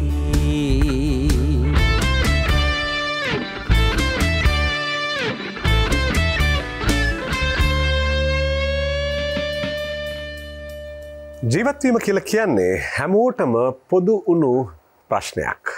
නමුත් අපි ඒවට පිළිතුරු හොයන විදිය එකිනෙකාට වෙනස් ආවේනිකයි. සමහරු ඒවාට පිළිතුරු හොයන්නේ යෙන් වලින්. තවත් සමහරු හිතනවා ඒකට පිළිතුරු තියෙන්නේ ඩොලර් වලින් හොයන උත්තරවල කියලා. සමහරු යුවාන් වලින් සමහරු පවුම් වලින් විතරක් නෙවෙයි වොන් වලිනුත් උත්තර හොයන්න පෙළඹෙන අය ඉන්නවා. මේ වොන් වලින් උත්තර හොයපු කතාවකට තමයි අපි එන්නේ ඔබතුමා තෝරන. සඳුන් ප්‍රියංකර විතානගේ කවියාගේ එහෙටවත් වහිනව ඇති කියන කවි පොතේ තිබෙන කොරියාවේ සිරියාව කියන කවිය තමයි මම තීරුවේ වජිර. දවසකට දෙකකට වරක් ගුස්පියක් වලියක් ඇදෙන කඩුපාර පිහිපාර හුළඟ යන සමගිපුර කියා ඇන්ට්‍රියේ ලියන අහලගම් හතම දැන් කොරියාව. ඉස්කෝලේ කට්ටි පැන රස්තියා දුවේ ඇවිද පොතක් දෙස ඇහැක් කර නොබලාපු පොඩි මල්ලි දිවා රෑ දෙකම භාෂාව වනපොත් කරත් රට විරුවෙකු යයි අභිසෙස් ලබා නික්ම ගිය කොරියාව. ඩොංගල්ද කම්පියුටර්ද වෙබ්කෑම්ද ස්කයිප් තිර මත මැවි මැවි හිනහ වෙමින් අම්මාගේ නෙත් කඳුළු පිසලෑව කොරියාව. හදිසියේම වොන් මිටි ගණන් වමතෙහි තබා පොඩි මල්ලිගේ දකුණු අත රැගෙන ගෙදර එව් කොරියාව. වජිර මේ කවියේ කොරියාවල් දෙකක් ගැන කතා කරනවා. දැන් ඇත්තටම මේ දැන් මේකේ මුලින්ම කතා කරන කොරියාවේ කඩුපාර පිහිපාර ගැන කතා කරත් දැන් ඇත්තටම ඒ තැන්වල කඩුපාර පිහිපාරවල් නෙවෙයි T56 මිලිමීටර 9 පිස්තෝල ඒවා තමයි දැන් කරකින්නේ නේද? නමුත් එහෙම තිබ්බ තැනක ඉස්කෝලේ කට්ටි පැනමින් ඉගෙන ගන්නේ නැතුව හිටපු පොඩි මල්ලි භාෂාවන පොත් කරලා අපි දන්නවා දැන් ඉතාමත්ම ලොකු ඉල්ලුමක් තියෙනවා මේ දවස්වල කොරියාවට යන්න. ඉතින් මේ භාෂාව සමත් වෙලා කොරියාවට ගිහිල්ලා ඒ කොරියාවේ සිරියාව කොරියාවේ ඉඳලා ලංකාවත් එක්ක සම්බන්ධ වෙලා අම්මාගේ දුක් කඳුළු පිහදලා ඒකට නවීන තාක්ෂණය භාවිතා කරගෙන කම්පියුටර් හරහා ස්කයිප් තාක්ෂණය WhatsApp ඒ වගේ ඕනෑම දැන් අපිට සම්බන්ධ වෙන්න ඕනෑම රටක් එක්ක අපිට රටේ ඉන්න අපේ හිතමිතුරන් ඇත්තට සම්බන්ධ වෙන්න අපිට හැකියාව තියෙන නූතන තාක්ෂණයත් එක්ක ඒකත් කවිය සඳහන් කරලා තියෙනවා.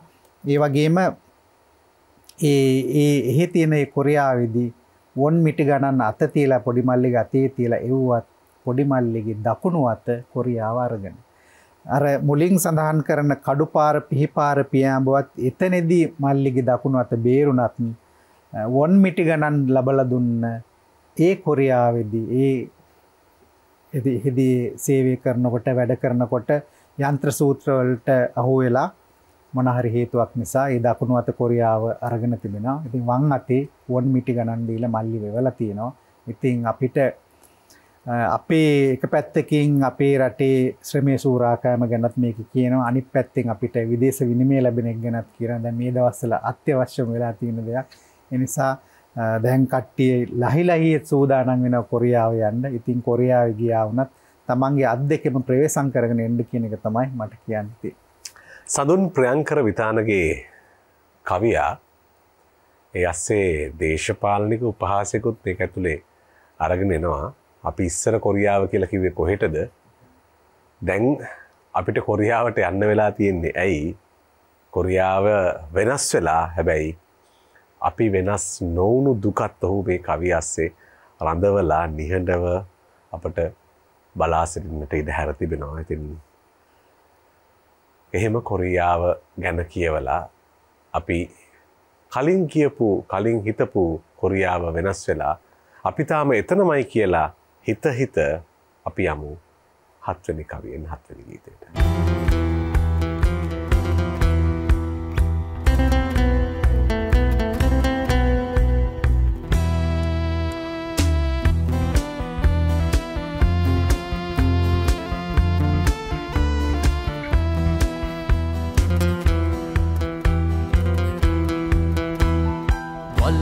කුලක්ගෙන මුවා කරමු හිරු ඉනිගෙන වියරුව නලියන වැලි කතරේ රත්තුණු වැලි කැට පුපුරන මැද පෙරදිග මරු කතරේ වලාකුලක්ගෙන මුවා කරමු හිරු ඉනිගෙන වියරුව නලියන වැලි කතරේ රත්තුණු වැලි කැට පුපුරන මැද පෙරදිග මරු කතරේ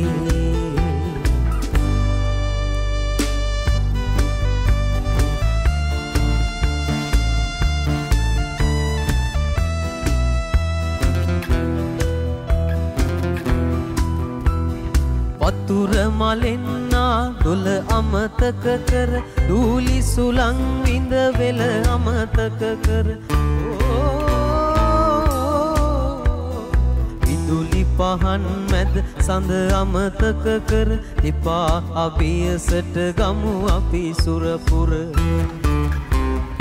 වලාකුලක්ගෙන මුවා කරමු හිරු ඉනිගෙන වියරුව නලියන වැලි කතරේ රත්තුණු වැලි කැට පුපුරන මැද පෙරදිග මරු කතරේ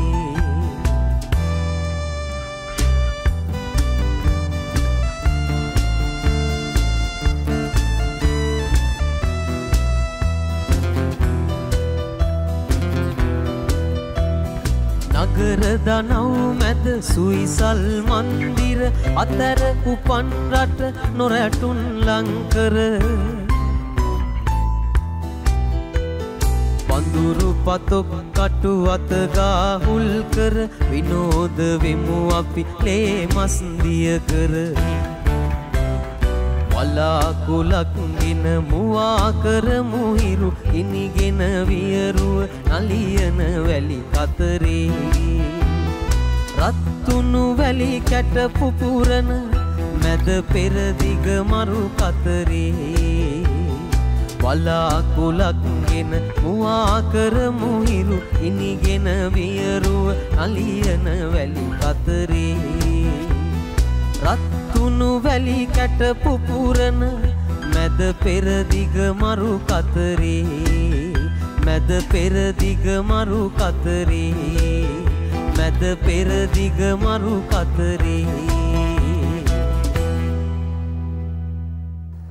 ඈත තුර තියෙන දේවල් එක්ක අපි හදාගන්න හිතවත් කම්වල තියෙනවා සැඟවුණු වගේම ඒවාට ආවේනික ගති ස්වභාවන්.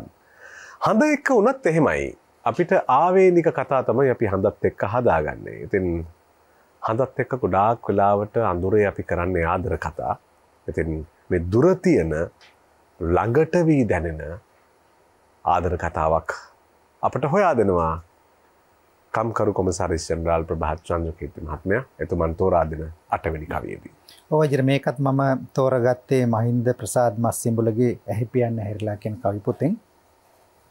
සඳෑ සමේ හිරුදාවි කියන කවිය. දවල් කෑමට ඉද්දි අපි ගෑනු පොලිමේ බොඳ රූපයක දුරින් පෙනෙනේ අහම්බය ඔහුවද්ද. පිඟානක් අතැතිව පිරිමින්ගේ පොලිමේ ඔව් ඔහුය. අද දවස මේ තරම් පුදුම වූ එකක් බව මගේ ඇඳ ළඟ ඉන්න යසවතීලට බිසෝනෝනලට කොහොමනම් කියන්නද? අමතකම නොවන ඉස්සරදාක ඔයා නොකියා ගියෙන් ගෑණියෙක් නම් මොනව කරන්නද? අදම බඳිමුයි කියූ යකඩ වගේ කටහඬක ඒ නිසා ජීවිතය ඇමුණු වෙමි. දරුවෝ සලකන්නේ නැද්ද? බිරින්දෑ මිය ගොස්ද මෙහෙට ආවේ අදද ඒව දැන් මොනවටද? මාව හිරි වට්ටාපු නොලැබුණොත් මරාගෙන මැරෙනවාමයි කියූ ඒ බොළඳ ආදරේ මොනතරම් පුදුමයිද? අහම්බෙන් දුටු විගස ලොකු කුලූගේ කළු මුහුණ මතක් වුණි. ඒ රහස අදටවත් කවුරුවත් දන්නේ නැහැ. දැන් ඉතින් හැමදාම හැන්දෑවේ පිරිමි පැත්තට ඇවිත් ඇඳගසා හදාදී නින්ද යනකන් ඔහේ කතා කර කර ඉන්න අපිට පුළුවන් වේවි. මේකත් ප්‍රේමයක් ගැබ්බෙලා තියෙනවා වජිර. ප්‍රේම කරලා ඒ ප්‍රේමේ බිඳ වැටිලා ඒ ප්‍රේමේ නිසා මේ කාන්තාවට යම්කිසි අකරතැබ්බයක් සිද්ධ වෙලා තියෙනවා. අපි දන්නවා මම අර මුලිනුත් කිව්වා වගේ කාන්තාවන් ප්‍රේම කරනවා. ප්‍රේම කරලා කාන්තාවන් ප්‍රේමයෙන් අතහැරුණාට පස්සේ ඔවුන් ප්‍රේමයෙන් මිදුණාට පස්සේ ඔවුන්ට කර කියා ගන්න දෙයක් නැති වෙනවා. මගේ මිතුරුගේ අත්දැකීමකුත් තියෙනවා. ප්‍රේම කරලා ඒ ප්‍රේමය අවසන් වුණාට පස්සේ ප්‍රේමවන්තිය දාලා යනවා මේ මිතුරව. දාලා ගියාට පස්සේ ආයෙ පස්සේ දවසක මේ දෙන්න හම්බ වෙනවා. හම්බුන වෙලාවේ මේ ප්‍රේමවන්තිය කියන්නේ මට කරගන්න දෙයක් තිබ්බේ නෑ ඒ වෙලාවට. ඉතින් මේ කවියෙත් ගෑණියෙක් මොනවනම් කරන්නද? අදම බඳිමු කියලා. කියන්නේ ඒ ප්‍රේමවන්තියට ඒ ගෑනු එක්කෙනාට අර ප්‍රේමය නිසා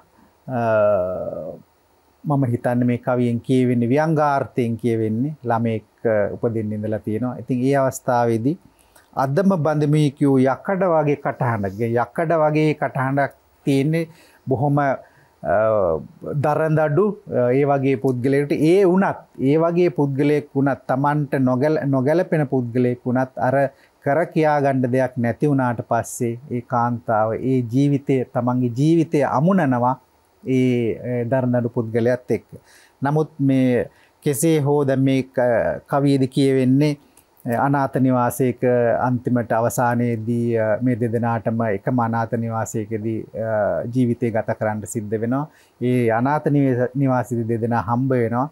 ඒ හම්බ වෙන අවස්ථාවේදී තමයි මේ පැරණි ප්‍රේමය මතක් වෙන්නේ. ඒ වගේම කවුරුත් නොදන්න රහසක ඒ කියන්නේ තමන්ගේ ලොකු පුතාගේ පියා වෙන්නෙත් මේ තමන්ගේ පැරණි ප්‍රේමවන්තයා. ඇත්තටම මවක් තමයි දන්නේ තමන්ගේ දරුවගේ පියා කවුද කියන එක. ඉතින් ඒක මේ කවියේදී මහින්ද ප්‍රසාද් මස්සිඹුල ඉස්මතු කරලා තියෙනවා. ඉතින් ඒ රහස අදටවත් කවුරුත් දන්නේ නැහැ කියලා. ඉතින් කෙසේ වුවත් අතීත ප්‍රේමය බිඳ වැටුණත් පස්සේ දවසක වුන් අනාථ නිවාසකදී හරි හම්බෙලා තමන්ගේ ඒ ගත කරපු ප්‍රේම ජීවිතය ගැන ඒ ගත කරපු කාලය ගැන ඒ සුන්දර සිහින මවමින් ඔවුන්ට අවසාන කාලෙදී ගත කරන්නට හැකියාව ලැබිලා තියෙනවා කියන එක තමයි මේ කවියෙන් කියවෙන්නේ. ජීවිතය කියලා කියන්නේ අඳුරු කතා ගොඩක් තියෙන සොදුරු කතා අඩුවෙන් තියෙන තැනක්. ඉතින් ඉවසිලිවන්තව බොහෝ දේවල් දරාගෙන ආවයින් පස්සේ එක තැනක් එනවා කවදක හරි ඒ දරාගෙන ආපු දේවල් පුපුරා ගිහින් ඒවා පිටාර ගලන. ඉතින් මහින්ද ප්‍රසාද් මස්සිඹුල කවියා මේ කාලේ නපුරු කතා බොහෝ පරිස්සමෙන් අල්ලන කවියෙක්. ඔහුගේ කවිය කියවා පියනවා 8 වෙනි කවියේ 8 වෙනි ගීතය.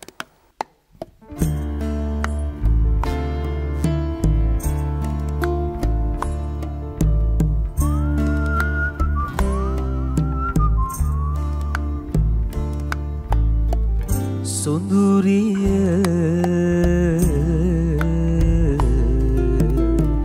කාලය කොතරම් නපුරුද දිවිහිමියෙන් කඳුලැලි පුරවාගෙන රැකගත් ආලය උදුරාගෙන ගිය කාලය කොතරම් නපුරුද සොඳුරිය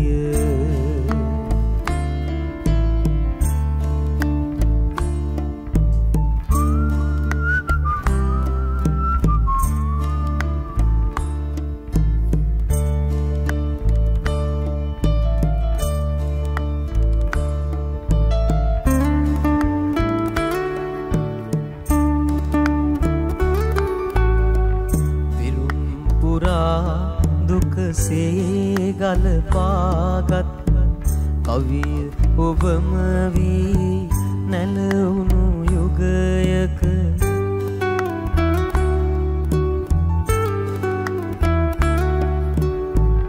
හදරැඳි ඔබ රුව සිහිනෙකවත් නැත ඒ රුව කොතරම් සොඳුරිය සොඳුරිය කාලය කොතරම් නපුරුද දිවිහිමියෙන් කඳුලැලි පුරවාගෙන රැකගත් ආලය උදුරාගෙන ගිය කාලය කොතරම් නපුරුද සොඳුරිය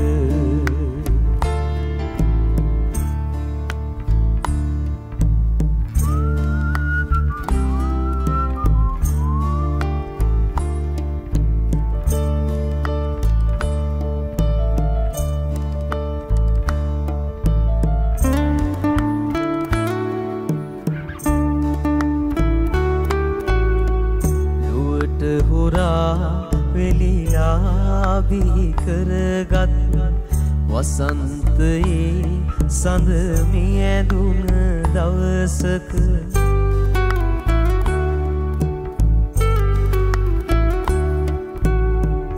බෙදා හදාගත් දුකවත් අද නැත ඒ දුක කොතරම් මිහිරිද සොඳුරිය සොඳුරිය කාලය කොතරම් නපුරුද දිවිහිමියෙන් කඳුලැලි පුරවාගෙන රැකගත් ආලය උදුරාගෙන ගිය කාලය කොතරම් නපුරුද සොඳුරිය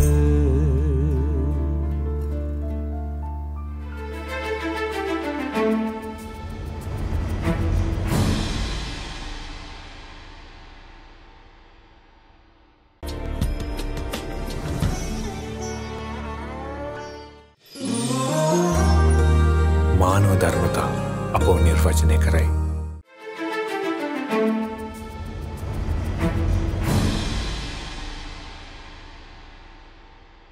ජීවිතය කියලා කියන්නේ තට්ටු පිරි පඩි පෙළක් නම් මේ පඩි පෙළ මත ජීවිතවල ඉහළ පහළ රැඳෙන මොහොත තීරණය කරන්නේ කාලය.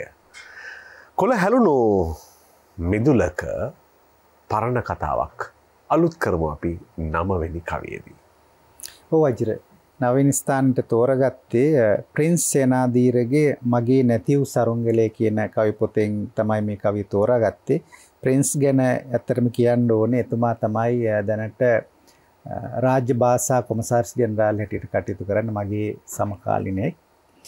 විශ්‍රාමික ඉහළ තට්ටුවේ සිට පඩියෙන් පඩිය බැසගෙන හමගිය බෑගයක් දරමින් මදක් පැත්තකට ඇලවීගෙන වීදියේ සීරුවට අයින් වී පියනගා සෙමින්නේ රත්නායක මහත්මයා. කෙලි නැටුම් නිමා කර දි รา ගිය සරුංගලයක් ලයිට් කම්බියක ඇමිනි බිම බලාගෙන හිඳේ. පරණ බඩු ලාභයට අලෙවි කළ හන්දියේ කඩේ පිලක ඔප දැමිය නොහැකි දේ ගොඩගසයි කුණු කොල්ලයට. පන්සලේ පිනට මුදවා හැරිය වයස්ගත ගොන්වස්සා තන උලා කණු අලසව වමාරාකයි වැතිරී අතීත මතක සිහි කර. කොට උඩ තබා ඇති එක ශ්‍රී මයිනර් රථය රැඳී වසාලු ගරාජයේ අද්දරම ඉහෙලින් පෙනෙන නිවසේකි ගෙමුදුල පුරාගෙන වයසක කොළ හැලී ගිය. ආලින්දේ කොන දිගහාන්සි පුටුව යට හමගිය දිනපතා පත්තර බුලත් කෙල පුරෝගත් පඩික්කම ඩයබටික් ගෑස්ට්‍රයිටිස් බ්ලඩ් ප්‍රෙෂර් බේතුර. ඉතින් වජිර මේ රත්නායක මහත්තයා ගැන කියන්නේ ඉතින් තව කාලයක් ගියාට පස්සේ මේක වජිර මහත්තයා වෙන්න පුළුවන් ප්‍රභාත් මහත්තයා වෙන්න පුළුවන් අපි හැමෝටම පොදු දෙයක්. අපි වැඩ කරන වෙලාවේදී වැඩ කරන කාලය තුලදී රාජ්‍ය සේවය වෙන්න පුළුවන් වෙනත් පෞද්ගලික අංශ වෙන්න පුළුවන් අපි ඉහළ තනතුරු වල ඉන්නවා. නමුත් අපිටත් කවදා හරි දවසක විශ්‍රාම යන්න සිද්ධ වෙනවා. උඩ ඉඳන් අපිටත් පල්ලහැට බහින්න වෙනවා. මහ පොළොවට බහින්න වෙනවා. මහ පොළොවේ බහැලා අඩිය තියලා යන්න සිද්ධ වෙනවා. ඉතින් මේ කවියේදී ඒක තමයි කියවන්නේ අපේ විශ්‍රාමික දිවිය කොහොමද ඊට පස්සේ ගත වෙන්නේ. ඒක හරියට අර දි รา ගිය සරුංගලයක් වගේ. දැන් අපි කතාවකුත් තියෙන අර පෙන්ෂන් ගිය පොලිස් රාලහාමි වගේ කියලා. ඉතින් මේ දි รา ගිය සරුංගලයක් කටුකම්බියක ඇමනිලා තියෙනවා වගේ. ඒ වගේම පරණ බඩු කොල්ලේට විකුණන්න තියෙන පරණ බඩු ගොඩ ගහලා ඒ වගේ කියන්නේ අවලංගු කාසියක් බවට පත් වෙනවා කියන එක තමයි මේකෙන් සඳහන් කරන්නේ. ඒ වගේම දැන් ඇත්තටම අපිට මේ කාලෙදි දක්නට නෑනේ මේ මොරිස් මයිනර් රතනේ. ඇත්තට මේවා පරණ එක ශ්‍රී මොරිස් මයිනර්. නමුත් ඉතින් කාලයක් ගියාට පස්සේ ඉතින් මේවා වෙනස් වෙන්න පුළුවන්. ඉතින් මේ මෝටර රථවල නම් වෙනස් වෙන්න පුළුවන්. මේ කවියේ තියෙන නම් වෙනස් වෙන්න පුළුවන්. නමුත් ඒ ගෙමුදුල පුරාම තියෙන වයසක කොළ හැලිලා ගිහිල්ලා අන්තිමට තනියම කරන්න වැඩක් නැහැ. ඊට පස්සේ කරන්න වැඩක් නැහැ. දිනපතා පත්තර පුවත්පත් බල තමයි කාලය ගත කරන්න වෙන්නේ. එතකොට ඒ කාලය ගත කරනකොට වජිර අපිට අන්තිමට ඉතුරු වෙලා තියෙන්නේ අර ලෙඩ රෝග ගොන්නක්. ඒක ඒ වැඩ කරන කාලය තුලදී නොයෙකුත් අපි මානසික පීඩාවන්ට ලක් වෙනවා. නොයෙකුත් දේවල් වලට අපිට මුහුණ දෙන්න සිද්ධ වෙනවා. ඒ වගේ ප්‍රතිඵලයක් හැටියටත් මේ ඩයබටික් වැඩි වෙන්න පුළුවන්. රෑ නිදි මරාගෙන ඒ වැඩ කරනකොට ඒ ඇති වෙන පීඩාවන් මානසික පීඩනය නොයෙකුත් ගැටලු වලට අපිට මුහුණ දෙනකොට ඇති වෙන පීඩාවන් ඒවත් එක්ක අන්තිමට ලෙඩ රෝග තමයි ඉතුරු වෙන්නේ. ඉතින් විශ්‍රාම ගිය දවසට අපි හැමෝටම අපි කාටත් මුහුණ දෙන්න සිද්ධ වෙන සංසිද්ධියක් තමයි ප්‍රින්ස් සේනාධීර මේ කවියෙන් අපිට පසක් කර පැහැදිලි කරලා දෙන්නේ. අපි හැමෝගෙම ජීවිතත් දවසක ඔබතුමන් කියන විදිහට ඇන්ටික් වෙනවා. එහෙම වෙන වෙලාවට අපි කළ දේවල් තමයි ගොඩක් වෙලාවට අරගෙන යන්නේ. ඇත්තටම විශ්‍රාම ජීවිතයේ දිහා බොහොම සුබවාදීව බලන්න පුළුවන්. සුබවාදීව වැඩ කලාව හුරු කරගත්තයින් පස්සේ බොහොම සතුටින් යන්නට පුළුවන් පරිසරය හදාගන්නට පුළුවන්. සතුටුදායකව Tamanගේ වටපිටාවට හිතවත්කම් පාපු දවසටදී. ඒ නිසා විශ්‍රාමික ජීවිතය කියලා කියන්නේ අපි හිතනවා අලුත් ජීවිතයක් කියලා. හැබැයි අලුත් වෙන්නේ අලුතෙන් හිතන්න පුළුවන් මිනිස්සුන්ට, සතුටින් හිතන්න පුළුවන් මිනිස්සුන්ට. අපි එනවා 9 වෙනි කවියේ 9 වෙනි ගීතය.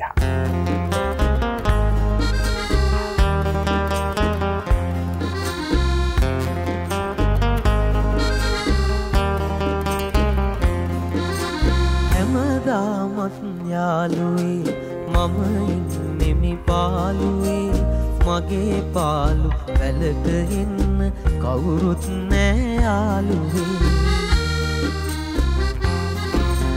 හැමදාමත් යාළුවේ මම ඉන්නෙමි පාළුවේ මගේ පාලු වැලට එන්න කවුරුත් නෑ යාළුවේ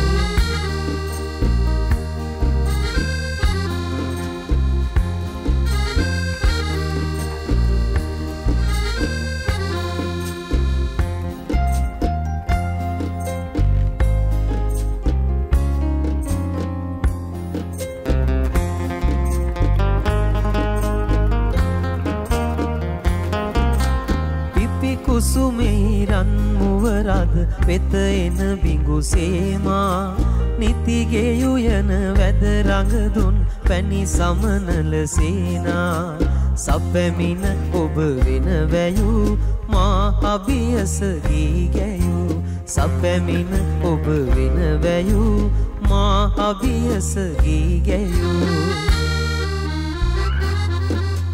හැමදාමත් යාළුවේ මම ඉන්නෙමි පාළුවේ මගේ පාලු වැලට එන්න කවුරුත් නෑ යාළුවේ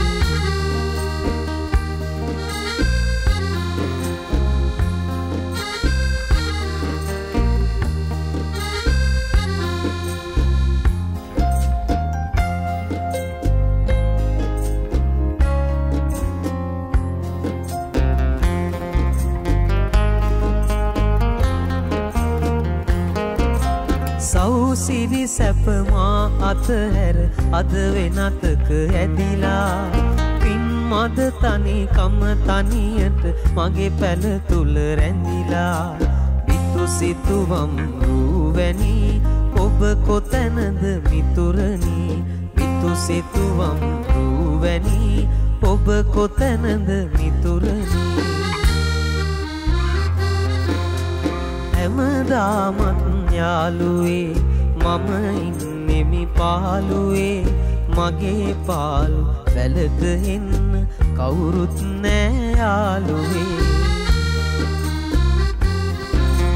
හැමදාමත් යාළුවේ මම ඉන්නෙමි පාළුවේ මගේ පාලු වැලට එන්න කවුරුත් නෑ යාළුවේ යන එන ගමන් පිරුණු ඕනම චාරිකාවක අපට මොහොතක අවබෝධය ජීවිතේම කියා දෙනවා. මේ අවබෝධයට පත්වීම කියලා කියන්නේ හරි අමුතු දෙයක්. එය මොන මොහොතේ සිදු වෙයිද දන්නේ නැහැ. සමහර වෙලාවට කවදාවත් සිදු නොවන්නත් පුළුවන්. ඒ නිසා මේ අවබෝධය හොයාගෙනයි අපි 10 වෙනි කවියේදී එන්නේ ප්‍රභාත් චන්ද්‍රකීර්ති මහතා තෝරා දෙන්න. ඔව් අජිර 10 වෙනියට මම තේරුවේ යමුනා මාලිනී පෙරේරා අපේ කිවිඳියේගේ දනිය නොගැයූ ගීය කියන කවි පොතෙන් අවබෝධය කියන කවිය කෙටි කවියක්. නමුත් මේකේ ලොකු තේරුමක් තියෙන එකක්, දිග තේරුමක් තියෙන එකක්. හිස අත ගගා තුරුලුව අවුරුදු ගානක් ඈ සිටියමුත් ඔහුට තිබුණේ නැත ගානක්. ටොක්කක් එන හිසට ඈ පැනලා ගියදා ඔහු සිත රිදී තැවුනා අවුරුදු ගානක්. වජිර දැන් ආදරේ කරද්දී ප්‍රේම කරද්දී මුලදී පිරිමි පාර්ශවයට කාන්තාවක් වෙනුවෙන් සිතක් පහළ වුණාට පස්සේ කාන්තාවගේ ආදරය ප්‍රේමය සෙනෙහස දිනාගන්න ඒ පිරිමියා නොකරන දෙයක් නැහැ. ඒ ආදරේ දිනාගන්න පිටිපස්සෙන් යනවා, නොයෙකුත් දේවල් කියනවා, පොරොන්දු දෙනවා. ඉතින් ඒකත් එක්ක බොහොම වෙහෙස මහන්සි වෙලා පිරිමි පුද්ගලයා පුරුෂයා ආදරේ දිනාගත්තට පස්සේ හැබැයි ඊට පස්සේ යා ආදරය කාන්තාව ආදරය කරන්න පටන් ගත්තට පස්සේ යාගේ දුක් සුසුම් වලට ඒ පොරොන්දු වලට කාන්තාව ලං වුණාට පස්සේ පිරිමියා නිහඬ වෙනවා. පිරිමියා නිහඬ වෙලා පැත්තකට වෙලා ඉන්නවා. ඒ නිහඬභාවයේ තුල කාන්තාව හිතනවා කාන්තා පාර්ශවය හිතනවා පිරිමි පුද්ගලයා දැන් ආදරය වේලිලා ගිහිල්ලා ආදරය සිඳිලා ගිහිල්ලා එවැනි තත්යකට පත් වෙලා කියලා. ඉතින් අර පිරිමියා අර මුලදී තිබ්බ උනන්දුව මුලදී ආදරේ දිනා ගන්න තිබ්බ උනන්දුව ප්‍රේමය ලබා ගන්න තිබ්බ උනන්දුව ඒ කාන්තාව ලබා ගන්න තිබ්බ උනන්දුව පස්සේ නැති වෙලා ගිහිල්ලා තියෙනවා.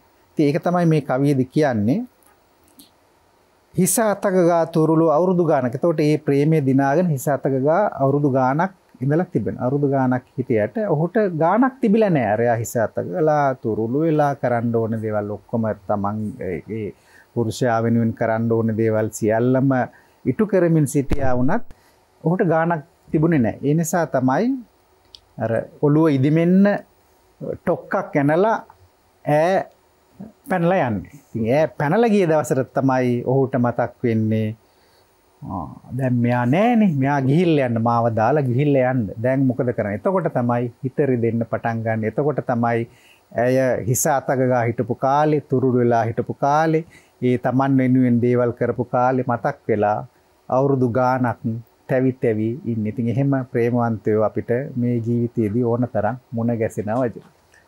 හොඳයි. අපි ගොඩක් වෙලාවට කවියට අවධානය දීලා කවි තෝරගෙන ආවට මේ 10 වෙනි ගීතයේ පුංචි විශේෂයක් තියෙන නිසා මම කැමති 10 වෙනි ගීතය ගැනත් මොහොතක් කතා කරනවා නම්. ඔව් වජිර. ඒ 10 වෙනි ගීතය මම රචනා කරන ලද ගීතයක්. ඉතින් ඒ ගීතය මම මුලින් කිව්වා වගේ මාගේ කවිවලිනුත් මේ තෝරන ගීතවලිනුත් මහව මනින්නට එපා. මේක අපි පොදුවේ තියෙන අත්දැකීමක් තමයි මේ ගීතමය රචනාවක් බවට පත් කරේ. ඉතින් මම හිතුවා මේ කවියට ගැලපෙන ගීය මේක තමයි කියලා. ඒ හින්දා තමයි මම රචනා කරපු ගීතය 10 වෙනි ගීතයේ වශයෙන් තේරුවේ. ජීවිතය කාලය සමග ගලා යන මොහොතේ අපි සමහර වෙලාවට බාහුබලයම විතරක් නෙවෙයි ජීවිතේ උපකාරී වෙන්නේ දිවි රැක ගන්න. ප්‍රඥාව එක්ක දියවැල් පහරවල් වලකා ළමින් දිවිසැරියේ සැනසුම හොයන මොහොතක් බවට අද කවි 10 පත් කර දුන් කම්කරු කොමසාරිස් ජෙනරාල් ප්‍රභාත් චන්ද්‍රකීර්ති මහත්මයාට ස්තුතියි අදාවාට අයුබෝවන්. අයුබෝවන්.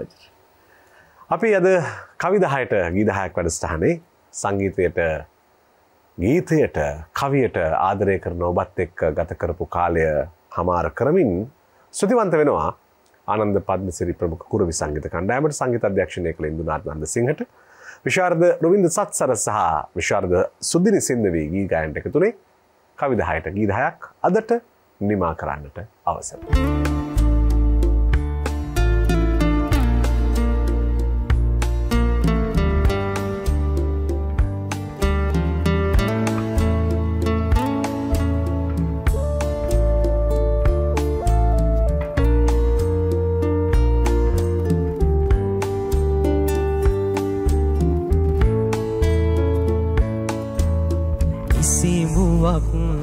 සැනින් දිව ඉන්න සිනීහයේ මල් සුවඳ අතුරන්න ජීවිතේ සුන්දරයි පොඳුරන්න ආයෙමත් ඉක්මනින් හමුවන්න ආයෙමත් ඉක්මනින් හමුවන්න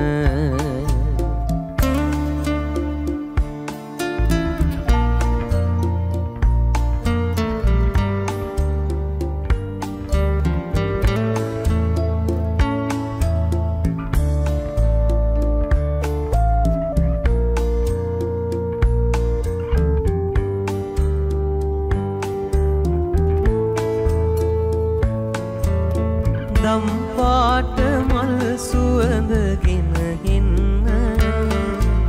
සහස් මුදු පෙම් වදන් මුමුණන්න සංසාරි පුරුදු සමගින්ම හැමදාම මා ළඟින් ඉනහෙන්න හැමදාම මා ළඟින් ඉනහෙන්න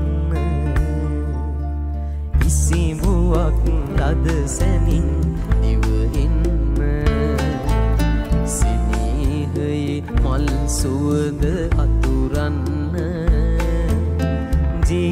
ජීවිතේ සුන්දරයි කොඳුරන්න ආයෙමත් ඉක්මනින් හමුවන්න ආයෙමත් ඉක්මනින් හමුවන්න